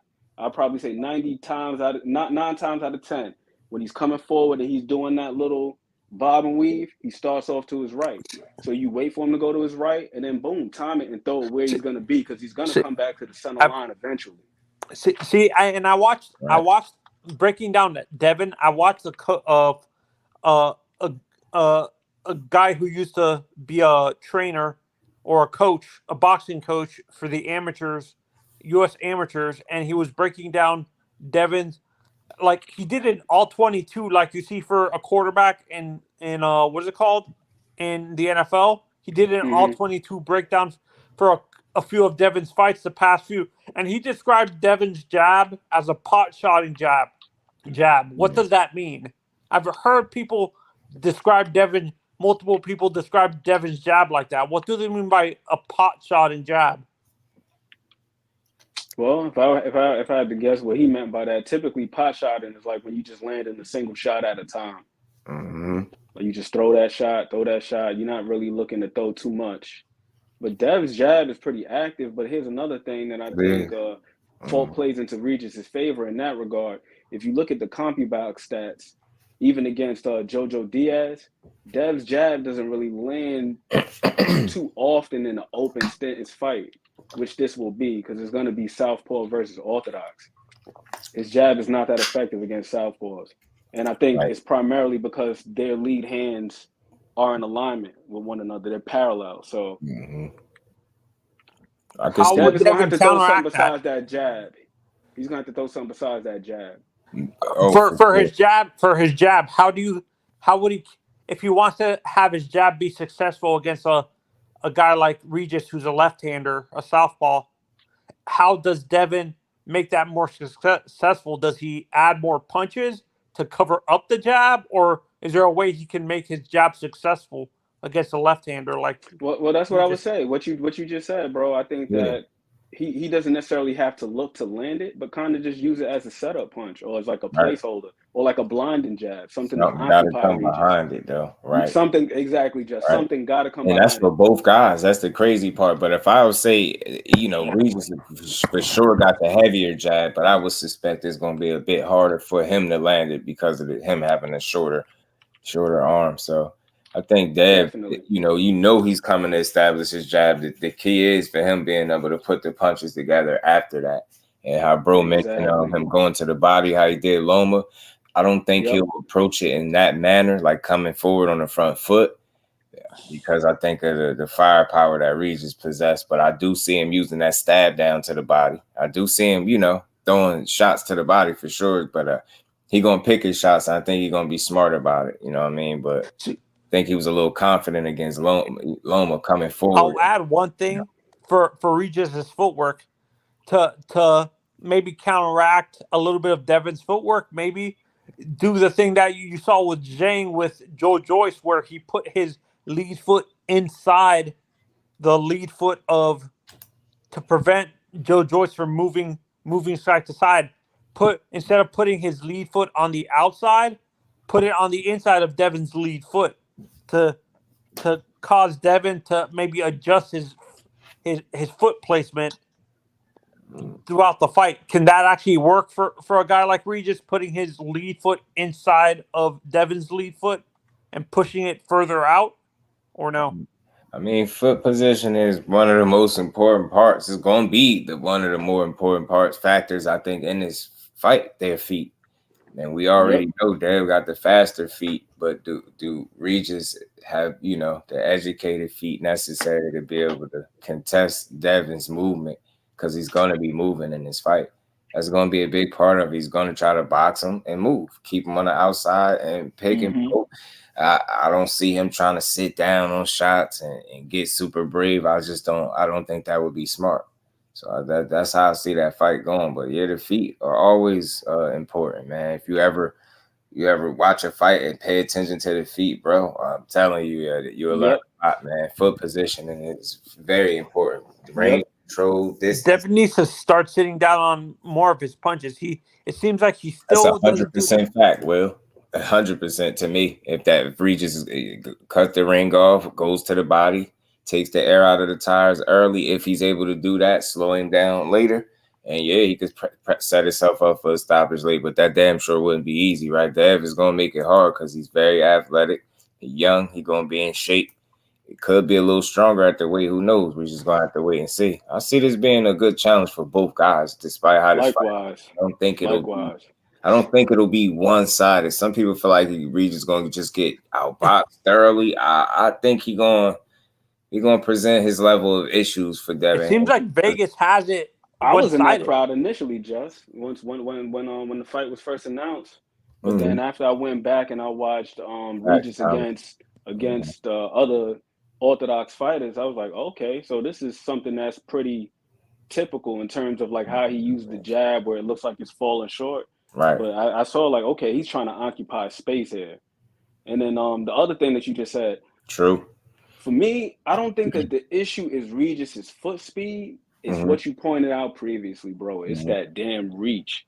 I think that's where the huge advantage is. I feel like if we're talking about laterally, moving side to side or moving in a circle, I think he's got the feet to keep up with that. It's in that straight line where it's going to be tough, especially if he's looking to jab from too far out.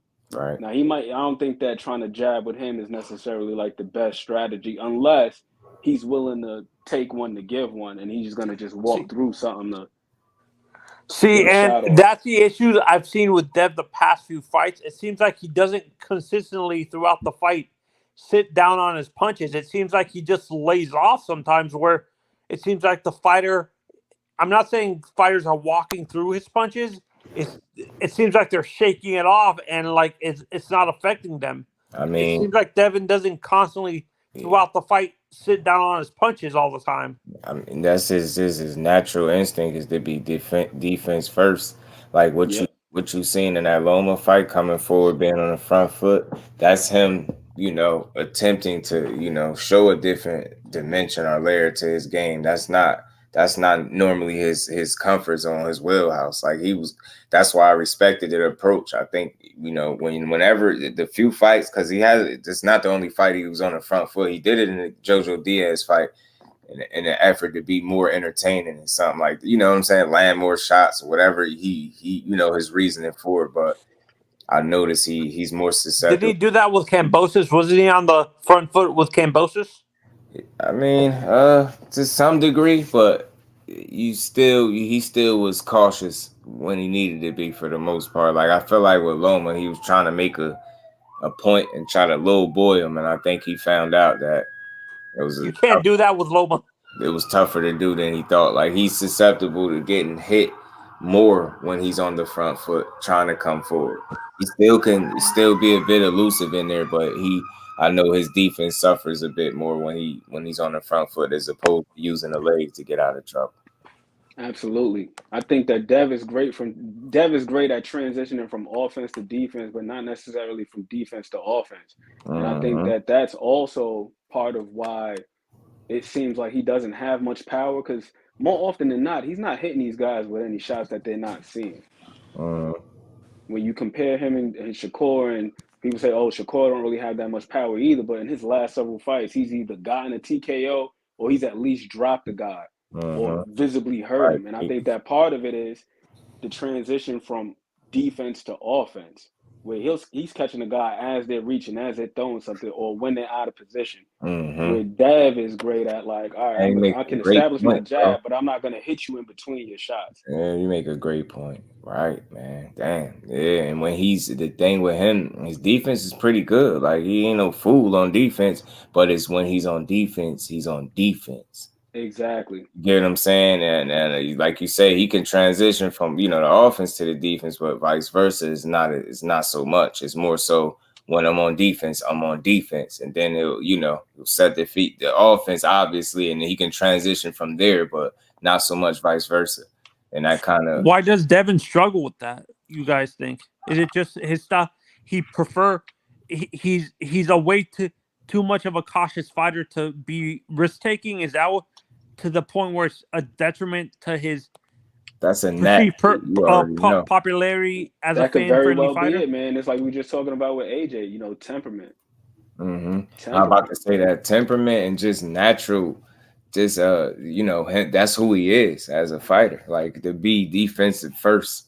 You know what I mean? So we have seen him do it. Just recently, Jermaine Ortiz fought what's his name, Moran. And that dude Moran, the only person who stopped Moran was Dev. And when you look at that highlight, if you look at that knockout, Dev caught him while he was throwing a left hook, and that's how he was able to spark Moran like that. Right. And most people would assume that Ortiz is a bigger puncher than Dev, right? Right. And Dev just committed that time in that instance. He Did Jermaine drop Nomad at all? No. He was taking the fight to him though. He did it. More often than not, you're not gonna see that with Dev. Dev is not the guy that's gonna throw while another guy is throwing. Make the guy miss by an inch. He's that guy that's gonna like make you miss by a mile and then reset and then get back to the jab and things of that sort. Do you think that's a detriment to Dev? I have a question. Do you guys appreciate that, Thomas? Do you guys think for Devin specifically that's a detriment, that he's such to the extreme that he doesn't really focus on his offense a lot? Like, do you think him focusing on his defense so much that he's so defensively first that his perceived his style is so not fan friendly that people tune out of his fights, that him being defensively minded to that extreme is a detriment to him in the long run as a popularity? I mean, I don't think so, because I feel as though he still got his legion of fans. He's got a lot of fans out here. No, for casual. I'm talking about for casual, for casual fans who want to come into the sport and they want to watch Devin. Casual fans feel that style is kind of boring, where he's so defensively first that he doesn't really pay attention to his offense that much. Right. No, I don't think that it's not that he doesn't pay attention to his offense. It's just more specifically like that particular nuance, transitioning from defense to offense. But he's definitely offensive. He throws a lot of jabs. He'll throw his right hand in there. We've seen in the Loma fight, like Just showed, he showed another wrinkle. Stab to the body. So I don't think that he's not offensive, but I think in terms of being able to get the most out of his power, it would behoove him to throw in between guys' shots and hit them with shots that they don't see. These guys they know that the jab is coming. You seen what Cambosa's face looked like. His face was shredded. So Dev got some type of power on it, but you're able to see everything coming. If he's able to counter him or set him up some way, somehow, you know what I mean, to open him up and get him with a shot he doesn't see, I think that's probably a different outcome. I think technique, too. I've always said that, the way he delivers punches, and I think Tarver was saying that the reason why he ain't got power on his punches because he don't throw punches correctly. I'm not going to go as far as saying that, right? I'm not in a position to say that. I think it definitely tweaking his technique and actually sitting down on punches. And Antonio Tarver said that? Like you said, Ant, just catching guys with punches they don't see, in between being willing to do that, but he has to be comfortable with that, because to me, he's not that comfortable on the inside, which is why he's in a ton of clinches in one of the Kambosos fights. I noticed this with Dev. I think that takes place if you have more of an inside game. And it seems like Dev doesn't like with his punch selection. What type of punches he chooses to throw? It seems like he's one dimensional. It's either the right hand or the jab. You don't see a left hook. You don't see a right hook, uppercut, or a looping left hand or something like a. Do you understand what I'm saying? It seems like his punch selection is very one dimensional. It's only two punches. He doesn't have a. It depends on who he's in there with and how comfortable he is, because he do got a bag. I've seen him shoot uppercuts and different things. Like he has those punches in his arsenal, but again, it's about comfortability for him. From what I see, it depends on who he's in there with and how comfortable he's with, actually going into that tool bag.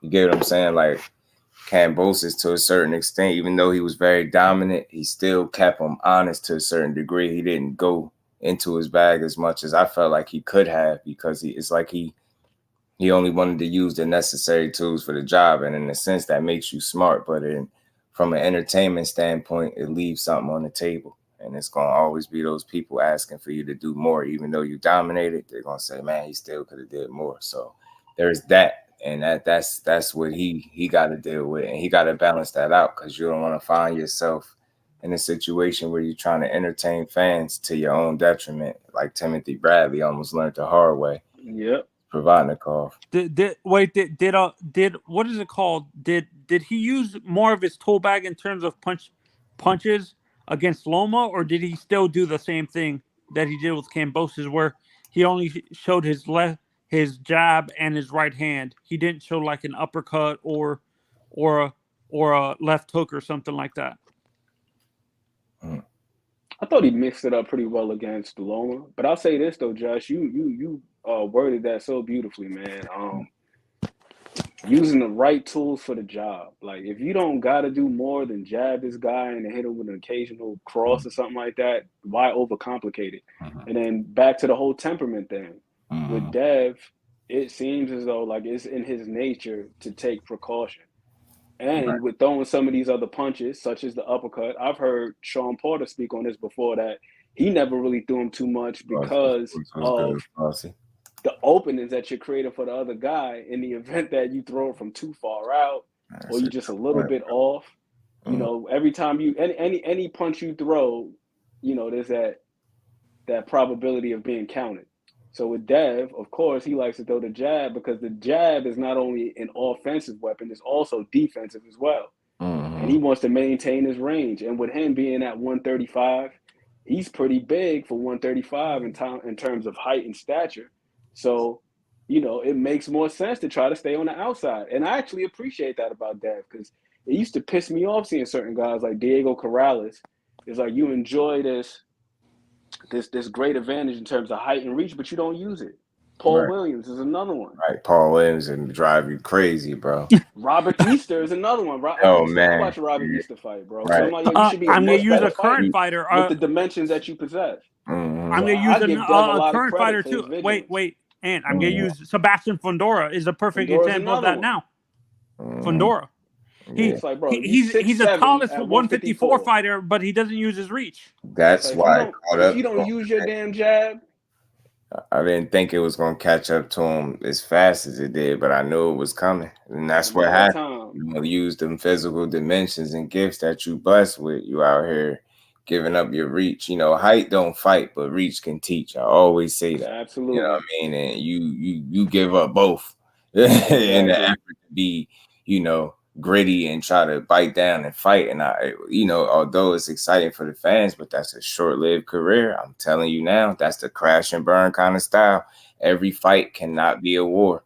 Is that what happened with Diego in the long run? He didn't use his height correctly. Preparation while doing that. Every fight can be a war. You got to be able to, win some fights clean and be a little clean coming up out of there. Yep. Is that what happened with Diego Corrales though? Like, it caught up to him finally, where where someone finally knocked him out with him constantly not using his height and reach correctly? I mean, Floyd just was just Floyd is that good. Yeah, that was just different. And Floyd is definitely somebody that can entice you into making mistakes. Facts. And to just completely disregard your better judgment. But as far as Fundora goes, that dude would be damn near unbeatable if he used a combination of both. Because I'm not even gonna lie to you, his inside game is filthy. For a guy that tall with reach that long, for him, shots. Exactly, bro.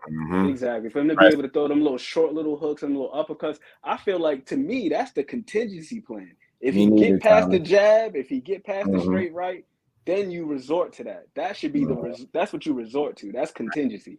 That shouldn't be the default. Right. And me either, Thomas. I'm not as high on Matias as people are. Listen, I know he's dangerous, but again, the way I assess fighters, and that's usually the first thing somebody gonna tell you about him, is he tough and he's strong and okay.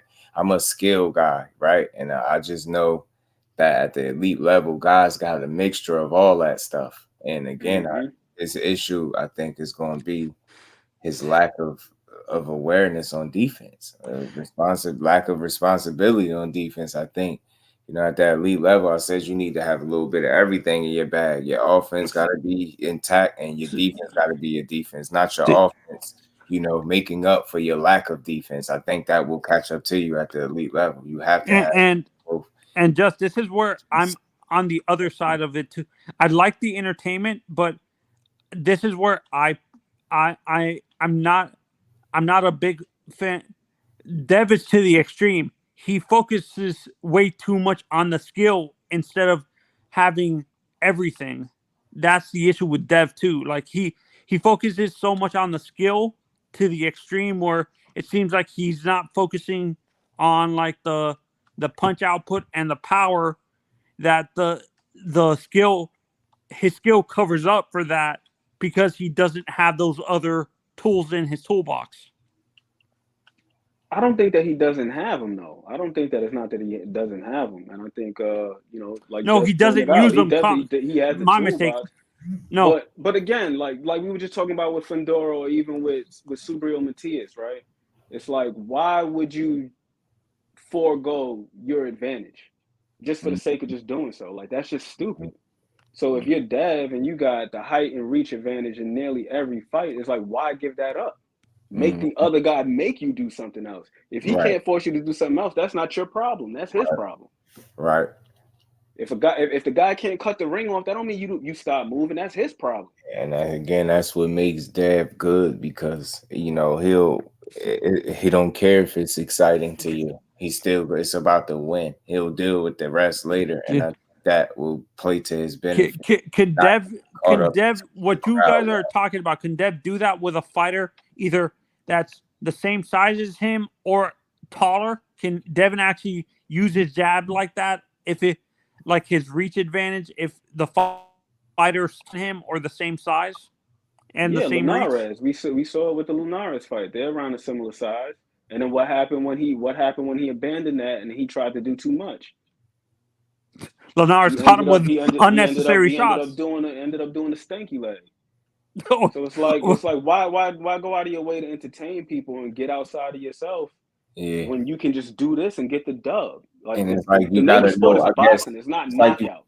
You gotta balance it. You gotta know when to do it, right? You can't just be in there doing it, right? You gotta, you know what I mean? You gotta know when those moments present themselves for you to be more entertaining. You can't force those moments. And I think and I said this before that Linares fight happened to you. Yeah, and just me and you talked about it before that Linares fight. His father promising his fans that he was going to knock out Linares within the first 3 rounds was a detriment to Dev, because Dev was trying to prove a point that he could knock out Linares right away, and when it didn't work, he abandoned the game plan and stuff like that. Like, facts, Joe, and that's what makes him a smart fighter, a young fighter. Exactly. Get the job. He's smart, yo. That's why I appreciate him for it. I know it's criticism that comes with that, but you got to know that, and you got to understand those same people that are pushing for you to be more entertaining. And there's no slight to nobody are the ones that don't give a damn if you go in there, be more entertaining and lose. That's all they're gonna talk about is that you lost. You think they're gonna be saying you, but he was trying to be more entertaining. All respect, no. They're gonna be saying you got knocked out or you got beat up because you tried to do this and that. So again, you better off doing what's best for you rather than what's best for the people in that regard, in terms of, you know, you winning a fight, because that's the sole purpose is for you to go in there and win and do it. How does a fighter balance those They're two gonna be the things? same ones making memes when you laying on your back. Exactly. Making memes. Exactly. So just about and you need to retire how and does all a this fighter other stuff. balance those two things out? Like how does a fighter? Floyd and Oscar did it the best, and I think Manny did it too. But how does a fighter balance being entertaining for the fans while keeping that defensive responsibility that Dev has and stuff like that? Well, honestly, the way I feel is though it's on us as fans to understand the objective of the sport. You know what I'm saying? Like, it's not, the name of the sport is not knockout, it's boxing. Right. And a lot of us, we don't like boxing. Let's keep it real. A lot of us as fans don't like boxing. Yeah, and or should I say, people are more entertained by the fighting as opposed to the boxing. You get what I'm saying? They would rather see you, you know what I mean, is the blows, fisticuffs than I like the sweet signs, should I say. Some people just are not in love with the sweet signs. I think the more I am, and the more I watch it, the more you understand it, and the even better it becomes. So I appreciate a guy that's winning because he's not the stronger or the fastest guy, but the smartest guy. I just got a huge respect for a fighter that's able to get in the ring and time again show you that yeah, I might not be the strongest, I might not even be the absolute fastest, but I'm definitely smarter than you. Every single time I get in the ring, I'm smarter than the guy on the other side, and that takes me to victory. I'm more skilled and smarter, and and I got enough strength and enough speed, to handle my business. So. See, that's what I'm asking you guys. Is it hard for a fighter to have a delicate balance between being entertaining to the fans while being like a Dev who is very cautious? Is it a hard balance to do that? I think you also got to be self-aware too as a fighter, right? Like if you're Paulie Maldonado, you ain't punching like Julian Jackson. So don't put yourself in certain positions. You know what I mean? I remember didn't Paulie get knocked out by Julian? Fights, bro. Sad to say, that even mean taking certain fights. As tough as you want to be, like I think when you had a strength and power deficit the way he used to be, man, it's just certain fights that just don't, like, it never made sense. I always say use this fight. I always go to this fight. It was never a reason for you to Sean fight. Porter. It was never a reason for that. Who authorized that? Who suggested, like, yeah, we're gonna put them two in there? What? Why would you do that? Wait, like, which fight? I said Sean Porter versus Paulie Maldonado. That fight to me was like that fight to me is kind of like the epitome of a guy having absolutely no respect for your punching power. He mowed his ass down, bro. With a dude that's absolutely no respect. Like that fight right there is the epitome of it. Facts, Will. That's what we saying, bro. Facts. You know what I mean? Dave can throw. Yeah, man. Like I always say, like he guys ain't just running through his punches, right? The thing is, there's that, there's getting the respect of the opponent, and then there's being able to actually hurt your guy and stop him. And for him, obviously the knockdowns have evaded him for one reason or another, but for his benefit, as long as he's able, I believe, to get the respect of the opponent in front of him, he'll be okay. See, because he can you guys brought up the Linares fight earlier, and this is where I criticized Bill in this fight. He caused his son to act like that because his father was constantly, throughout the promotion of that fight, he was promising Devin's fans that he was going to knock out Linares within the first 3 rounds, and when Devin didn't do that, people were criticizing Devin, not Bill, for saying that. Like, yeah, but people were already criticizing Dev before that, and that's part of the reason why there would even be that type of response to the fans. Because people saying, oh, he can't crack an egg, he's pillow fisted, and this, that, and the third. And that's why self-awareness is extremely important. Don't let anybody trick you out of your position and have you doing things that are against your best interest. Right. Hey, Sheldon. You gotta be comfortable and confident in yourself. And I love that about that. What's up with y'all, man? What y'all cooking on? Sheldon was good with it. We ain't here chopping it up. We was just talking about Devin Linares. Dev and what's next. Well, Regis. what's wrong? That's gonna play out. Somebody said there was something wrong with that fight. What was wrong with that fight? What? Which fight? Dev Linares. Nah, nothing was wrong with it. Just was breaking down some I got a call. Hold on. Yeah. Yeah, we weren't criticizing the fight, how Devin fought the fight. I was criticizing more the lead up to that fight and Bill constantly promising that his son was getting knocked Linares out, and when he popped when he didn't, even some of his fans, even some of Devin's fans almost turned on him for not knocking Linares out right away. But you know what? But I will always say that those are not real fans, though, respectfully, bro. Because a fighter is supposed to sell the fight, and I ain't saying just say things that you can't do, but he at least went in there and did his best effort to totally outclass the guy. It's just he couldn't get him out of there, and he ended up getting caught a little bit. But a true fan, you don't abandon shit because a guy falls short on a promise. The most, especially in a dominant win like that. That was a dominant performance. You know what I'm saying? And I've said this multiple times. Bill's mouth sometimes is gonna cause Devin's body to. I think with that too is people got to keep in mind what his whole objective is, Bill, and his job. His job, right, is to keep his son's name out there and always, in his way, remind you that he got one of the baddest, if not the baddest fighter in boxing, right? To promote him, to always, make sure he speak the utmost about him, and and sell him. Like that's his job, to promote the hell out of his son. And I think that's what a lot of that is. So a lot of what he say, you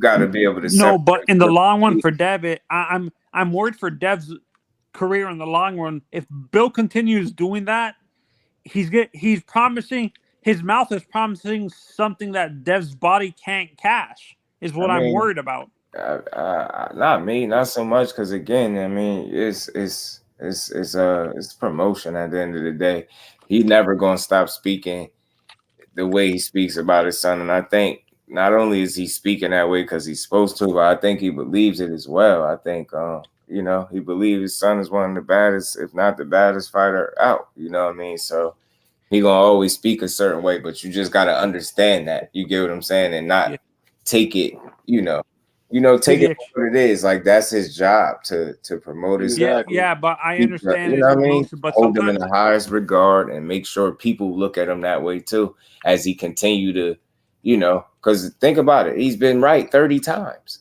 Yep. You get what I'm saying? Even if you was to have a slip up, you got to think about the 30 that he put together and won. So that's how I look at it. I ain't going to look at, you finally lost. Nah, man, I look at, all right, that's the loss. Get back to it. It happens. Like, I feel like, if you really want to look at it, all of these dudes would probably end up losing before they retire, and that's okay.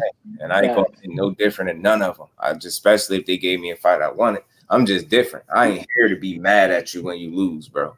Like I'm here. I'm not saying I want him. I'm not saying lose. So what was y'all saying about Linares and Devin again? What was y'all saying? What was the issue? No, there was no issue. What I was saying is during that fight, right? During that fight.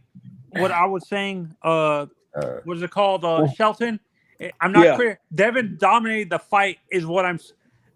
Before the fight, his father Bill was promoting the fight, constantly promising that he was going to knock him out in the first 3 rounds, and when it didn't happen, people were after that fight. Devin got criticized for not knocking him out and stuff like that right away. Super sharp. Because of his father promising the knockout, that he was going to knock him out in the first.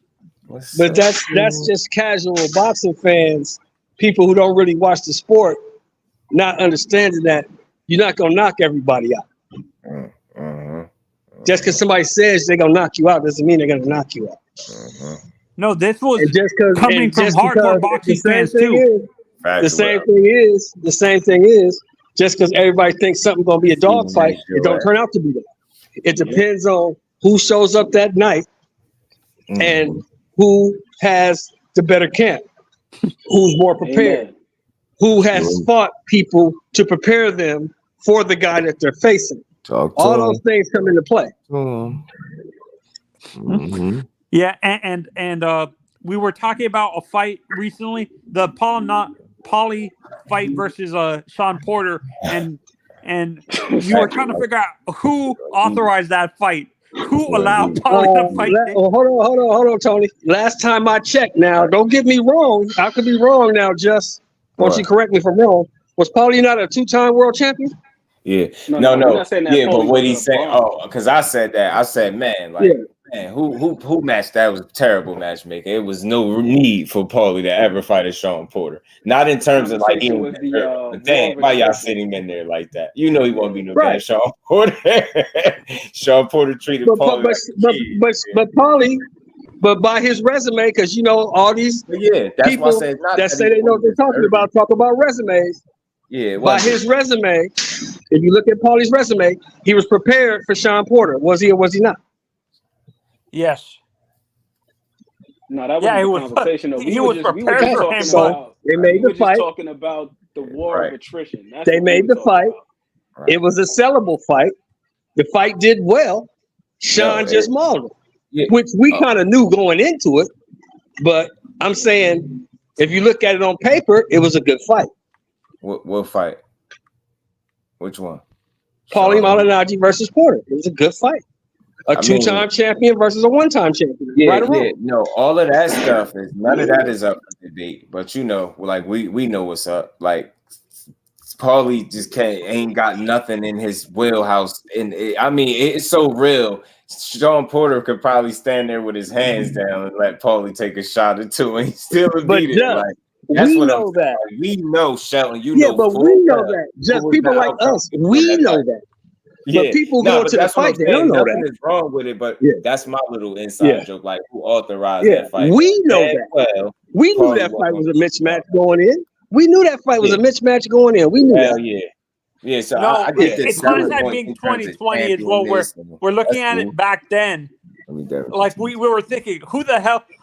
What was Paulie? Were him and Paulie with Bob? Was that Bob authorizing that fight or Al Heyman? Who authorized that fight? Where was Paulie? Look how bad Paulie did. Look how bad Paulie did against Sean, right? But look how good he did against Roman. Yeah, he did. I was at that fight too. Roman? See? So, Roman. I mean, you never know going into a fight. You never know what's going to really happen. I guess you have an idea. But with that one, I guess at the time of, it was just funny, bro, because I knew it was happening. When he did him, I said, right. I said, why'd he do Paulie? Because you looking at the styles. You looking at the styles. Like, Sean's style is all wrong for Paulie. It's all wrong for Paulie. Porter had no respect for human life that night. Yeah, I was like, look at this dude, like a savage beast in there. I said, man. But with any fighter, once you realize a dude can't hurt you, what you gonna do, Joe? That's what I'm saying. Like, I'm like, that's a tough out, is what I'm saying for Paulie. Like, you gonna walk through. And that style, when Sean fought, go back in the day when Sean fought Devin Alexander. You kind of knew what was gonna happen. Yeah, that was an interesting fight. Devin Alexander kind of knew what was gonna happen. Devin ain't really got no power like that. He can't keep Sean up off him. And we were also talking. You asked what we were talking about. We were talking about Sebastian Fedora and like guys like I'll be over there in a second. Like Paul Williams, who don't use their reach correctly, or Diego Corrales, guys who don't use their reach correctly when they have the advantage. And we were using Devin. Right. But think about it. Think about Paul Williams. Think about the late great Diego Corrales, and think about Fedora. That shit have been working for him the whole time, right? Right. But it caught up to them. If it ain't broke, don't fix it. Mm-hmm. But it caught up to them. Eventually, it always catches up to everybody. Mm-hmm. It caught up. Look, if you want to talk about styles, the style matchup caught up to Errol Spence, did it not? Yep. You can't fight this guy that way. And we were telling you leading up to the fight, you can't fight this guy that way. I think there's I think there's always little nuances with it too. You know what I'm saying? Did we not say that shit, Justin? Me and you had that conversation, didn't we? You can't fight different in the past. this guy like you fight motherfucking Ugas, right? Mm-hmm. Can't fight this guy like that. It's not gonna end well for you. Mm-hmm. Yeah, different style, different fighting. It seems like during that fight, it seemed like Earl was second guessing himself the whole fight. That's because he was getting countered from the start. Well, Errol, what happened was, I'll tell you what happened. Errol had an idea of who Terrence Crawford was as a fighter. He really didn't know. And once he got in the ring with Terrence Crawford, he found out. That could be true, too. That's what happened. And he thought that since this dude came up from the lower weights, he's a smaller guy, I'm just going to be able to steamroll this guy like I steamrolled everybody else. No. Crawford wasn't like that. He thought too, because he mentioned it. Yeah, wasn't like that. He was. Crawford, man, look, I could always have this conversation comfortably because I rock with both dudes, man. It's never just like Errol. Errol's still a dog, man. Terrence Crawford just showed people that didn't think he was that guy. He didn't show me nothing to me that I ain't know already. I'm just being honest. That's not taking away from the performance. That's telling you I already knew he could fight. I always knew it was a chance. It's when you say a 50-50 fight, that means there's ways that other guy can win, multiple ways, just like you can see for the other guy. So the only thing that was surprising was the fashion that it happened, right? Not so much that he won. It's the fashion. No, what did we say going into the fight? Just we said it was a 50-50 fight. These are the ways that Errol can win. These are the ways that Bud can win. I always said for years, you know this just since I met you. I always said the same thing. Bud is going to catch him in between his shots, and Bud is going to walk him into shit that he don't see coming. I'll say this. He did show me something a little different. He showed me that he do got the ability to be a faster starter. That was a key element. The fact that he didn't, I don't care what nobody's saying, that's something that he's shown in the past. So I think for me to think that was possible, I don't think I was crazy. He's shown it in the past to be a guy that take a few rounds to get going. Not in this fight.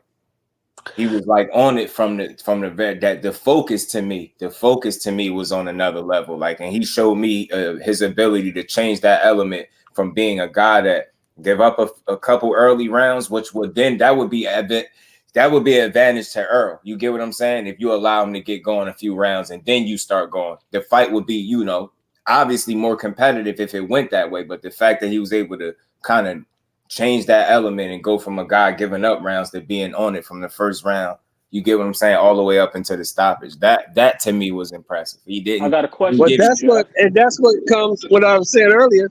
That comes with preparation. See, the difference for me was this: Errol didn't really know who he's getting in the ring with. Crawford knew all along who he was getting in the ring with, and he knew what to do to combat anything that he tried to do. He knew what he was getting into. He prepared for that. Out, bro. Preparation. Yeah,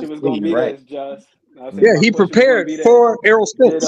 He was prepared for that. And everything Errol brought, he had a counter to it because he prepared himself that way. What'd you say? My bad. Right. My question was going to be along those lines of what you just said. Was it that Bud started much faster, or did EJ give him the proper landscape in order to do so, or for it to appear that way? Because it's not like he was extremely active. It was just off of the counters that he was doing. It's not like he was throwing a bunch of punches. It wasn't volume. He was sharp. He was just sharp. Sharp. And his punch placement, punch selection was spot on. It was impressive. That's why, you just gotta, I always go back to when you love boxing, man, you can enjoy it. Like, you get past the guy that you wanted to win, and you still enjoy what you see. Hey, Shelton. I understand it's a mandatory rematch for Earl that he gets a mandatory against Bud after losing his titles, but do you think it's smart for him to take the rematch after the dominating win? No, not without working on the holes in his game that he got to shore up. Because if he goes into the next fight the same way he went into this fight, it's going to be the same result, maybe even worse. Yeah. Yeah, but I think there's some small things that he could do in an effort to. But here's my question to you. You're right. There are some small things that he needs to do. You're absolutely correct. But here's my question to you. When have you ever, in 29 fights, seen this man make an adjustment? When? Never. I'm not talking about just solely on the night of the fight, but I'm talking about any fight he's ever been in. He's never had to adjust because his style has always overwhelmed his opponents. So he's never had to adjust. So I don't know if he can adjust. I don't know if he can because I've never seen him do it. That's what I'm saying. And I'll also say this though, stylistically, all of his fights haven't been exactly the same either. Because I'll also say this, right? He definitely was a lot more measured in his approach in the past. Like even in the sayings, in terms of the mentality, he used to always say, "I can box and I can bang." Now he's gotten into that whole "I'm gonna just walk right through you" thing, or whatever the hell is. I'm gonna break you and all this other stuff. But I watched some of his previous fights, and these guys weren't the same caliber of fighter as Terence Crawford, but he wasn't exactly just trying to walk through these guys either. Yeah, would this result against Terence have been different if he had fought Manny? Hold on, my what she said? My bad. I didn't mean to do that. I know you straight. Oh, you good. What I was about to say, but I'm about to wrap up anyway. But I definitely wanted to say salute to Tito Mercado, man, for getting his shot against Jeremia Nakathila, man. I'm gonna be looking out for that fight. Yeah, I don't forget it. That's November 11th. That fight will be taking place, man. I'm gonna be tuning in, man. That's a big opportunity for the young man. I want to see him put his name on the map, see if he could go in there and do something with Nakathila. It should be a real good test for him because it's damn sure a big step up from Hank Lundy. So I know he'll be up for it. Everyone is a big step up from Hank Lundy. Right. Yeah, man. He get his opportunity, man. That's good to see, man. Richardson Hitchins tomorrow, y'all. We got Hitchins. Yeah, we check him out. See what he got. Jessica McCaskill fighting tomorrow. We got Khalil Cole. You got, Connor Ben, back. Oh, Khalil Cole fighting tomorrow? Who you say who? Khalil Cole fighting tomorrow? Yeah, right. On the I like that kid. I like that kid. Me and too. We got the Big Bang. We got the Big Bang and motherfucking Joe Joyce again. Right. We got that one again. Right. We got some good action for tomorrow, man. Appreciate you, Crush. Before you go, I want to ask Shelton this question. Shelton, with the ERROL, do you think the result against Terence would have been way different? Instead of fighting Ugas, he would have fought Manny, or do you think the result would have been the same? It would have been the same because ERROL has the same style. ERROL's a flat-footed, come-forward volume puncher. That's what he is. Yeah, the key is too, though. It would have been the same. It wouldn't have helped him because that was his biggest issue.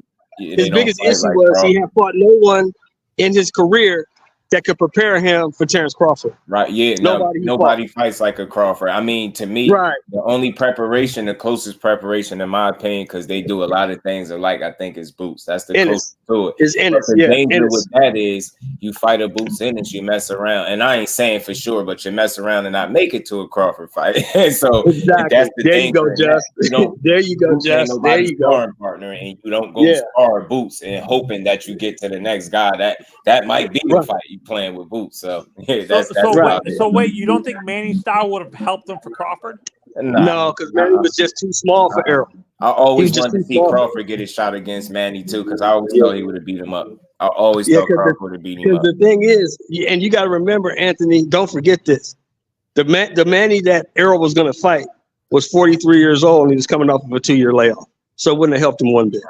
Right. And it just, the styles are so much different. And he's just so far removed from what you, like Sheldon said, and Manny that he used to be. It just wouldn't have made that much of a difference. And again, man, salute to Crawford. But it's still man down over here. But it's still rock with Bud Crawford, though. You know what I'm saying? Yeah, you got to rock with your boy, man. That's your boy. I'm always down the middle. I rock with the sport. Salute to both of them, man. Yeah, you got to rock with boxing, man. I like ERROL as a fighter. I just chapter, though, and see what they got, what they got next after they done handling their business. I really want to see what they got going on next. I want to see him go against Virgil.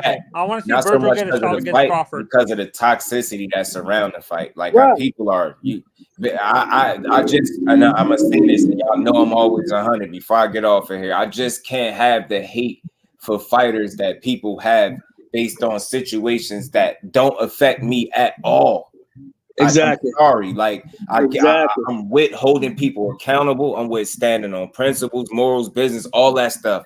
But I'm not with having that type of energy. And this is supposed to be entertainment. It's not that deep for me. I can't hate these guys. Like you're never gonna hear me get up here and say that because that's not where that's a waste of energy for me. I'm really the more you invest the energy, the less you like this shit. You're supposed to enjoy it. And I'm like, yo, after I go up here and cry, look, I bought a whole wig with the dreads for Earl. I was in Jamaica up here shouting when they was fighting. Bro. You know what I mean? Right. Good Lord. This, man. I just don't have the hate for these dudes when something don't go the way I expected it to go. You get what I'm saying? Paulie just exploded. Yeah, it was never that for me. It was always, I like Errol as a fighter. I like Bud as a fighter. I just didn't think Errol was good enough to beat the other guy. That's what it was. Paulie just exploded. Ain't nothing wrong, but it's still, man, damn. Like for y'all people that be abandoning your guy after you take a loss, you still rock with him. You know what I mean? Yeah, what he say to his son? What he say to the Sun Show? Man, we gotta do it again, gang. You know what I'm saying? Hey, by the way, before you go, he should, as a competitor, he should want that again. Now I don't think it's smart, but I'm not taking the punches and I'm not getting the paycheck. So he got to get in there. If that's what he wants, put his ass in there. Let him get it. It's going to always be a winner. It's going to always be a loser. But when you come together and make that type of money, you win for real. Like that's what it is, and that's what you're supposed to. That's what it is. You go out. Why? You go out losing to what people look at as one of the absolute best, and there's no shame in that at all. I don't care if you lose once or twice. There's no shame in it. It's what it is. Paulie is at it again. He went crazy. Yeah, he going crazy about the Conor Ben fight. He hated. But salute to the queen. Shout out. I appreciate all y'all, man. Sheldon, always appreciate all right, bro. I'll holler at you later on, man. All right, Anthony. Salute to you too, bro. Appreciate y'all, family. And salute to everybody, man. Y'all know tomorrow we got these good old fights. We're going to be on for these fights, man. I'm going to see which card we're going to do. I don't know. Which one. We're going to work it out, man, depending on what time they come on. If they don't overlap, we might do them both. Y'all know how we do. But appreciate everybody, man, pulling up on this Good Friday, rocking with your boy, man. Much love, much appreciation to everybody, man. Y'all make sure y'all enjoy the rest of y'all Friday. And y'all see y'all tomorrow, man. Peace to the family.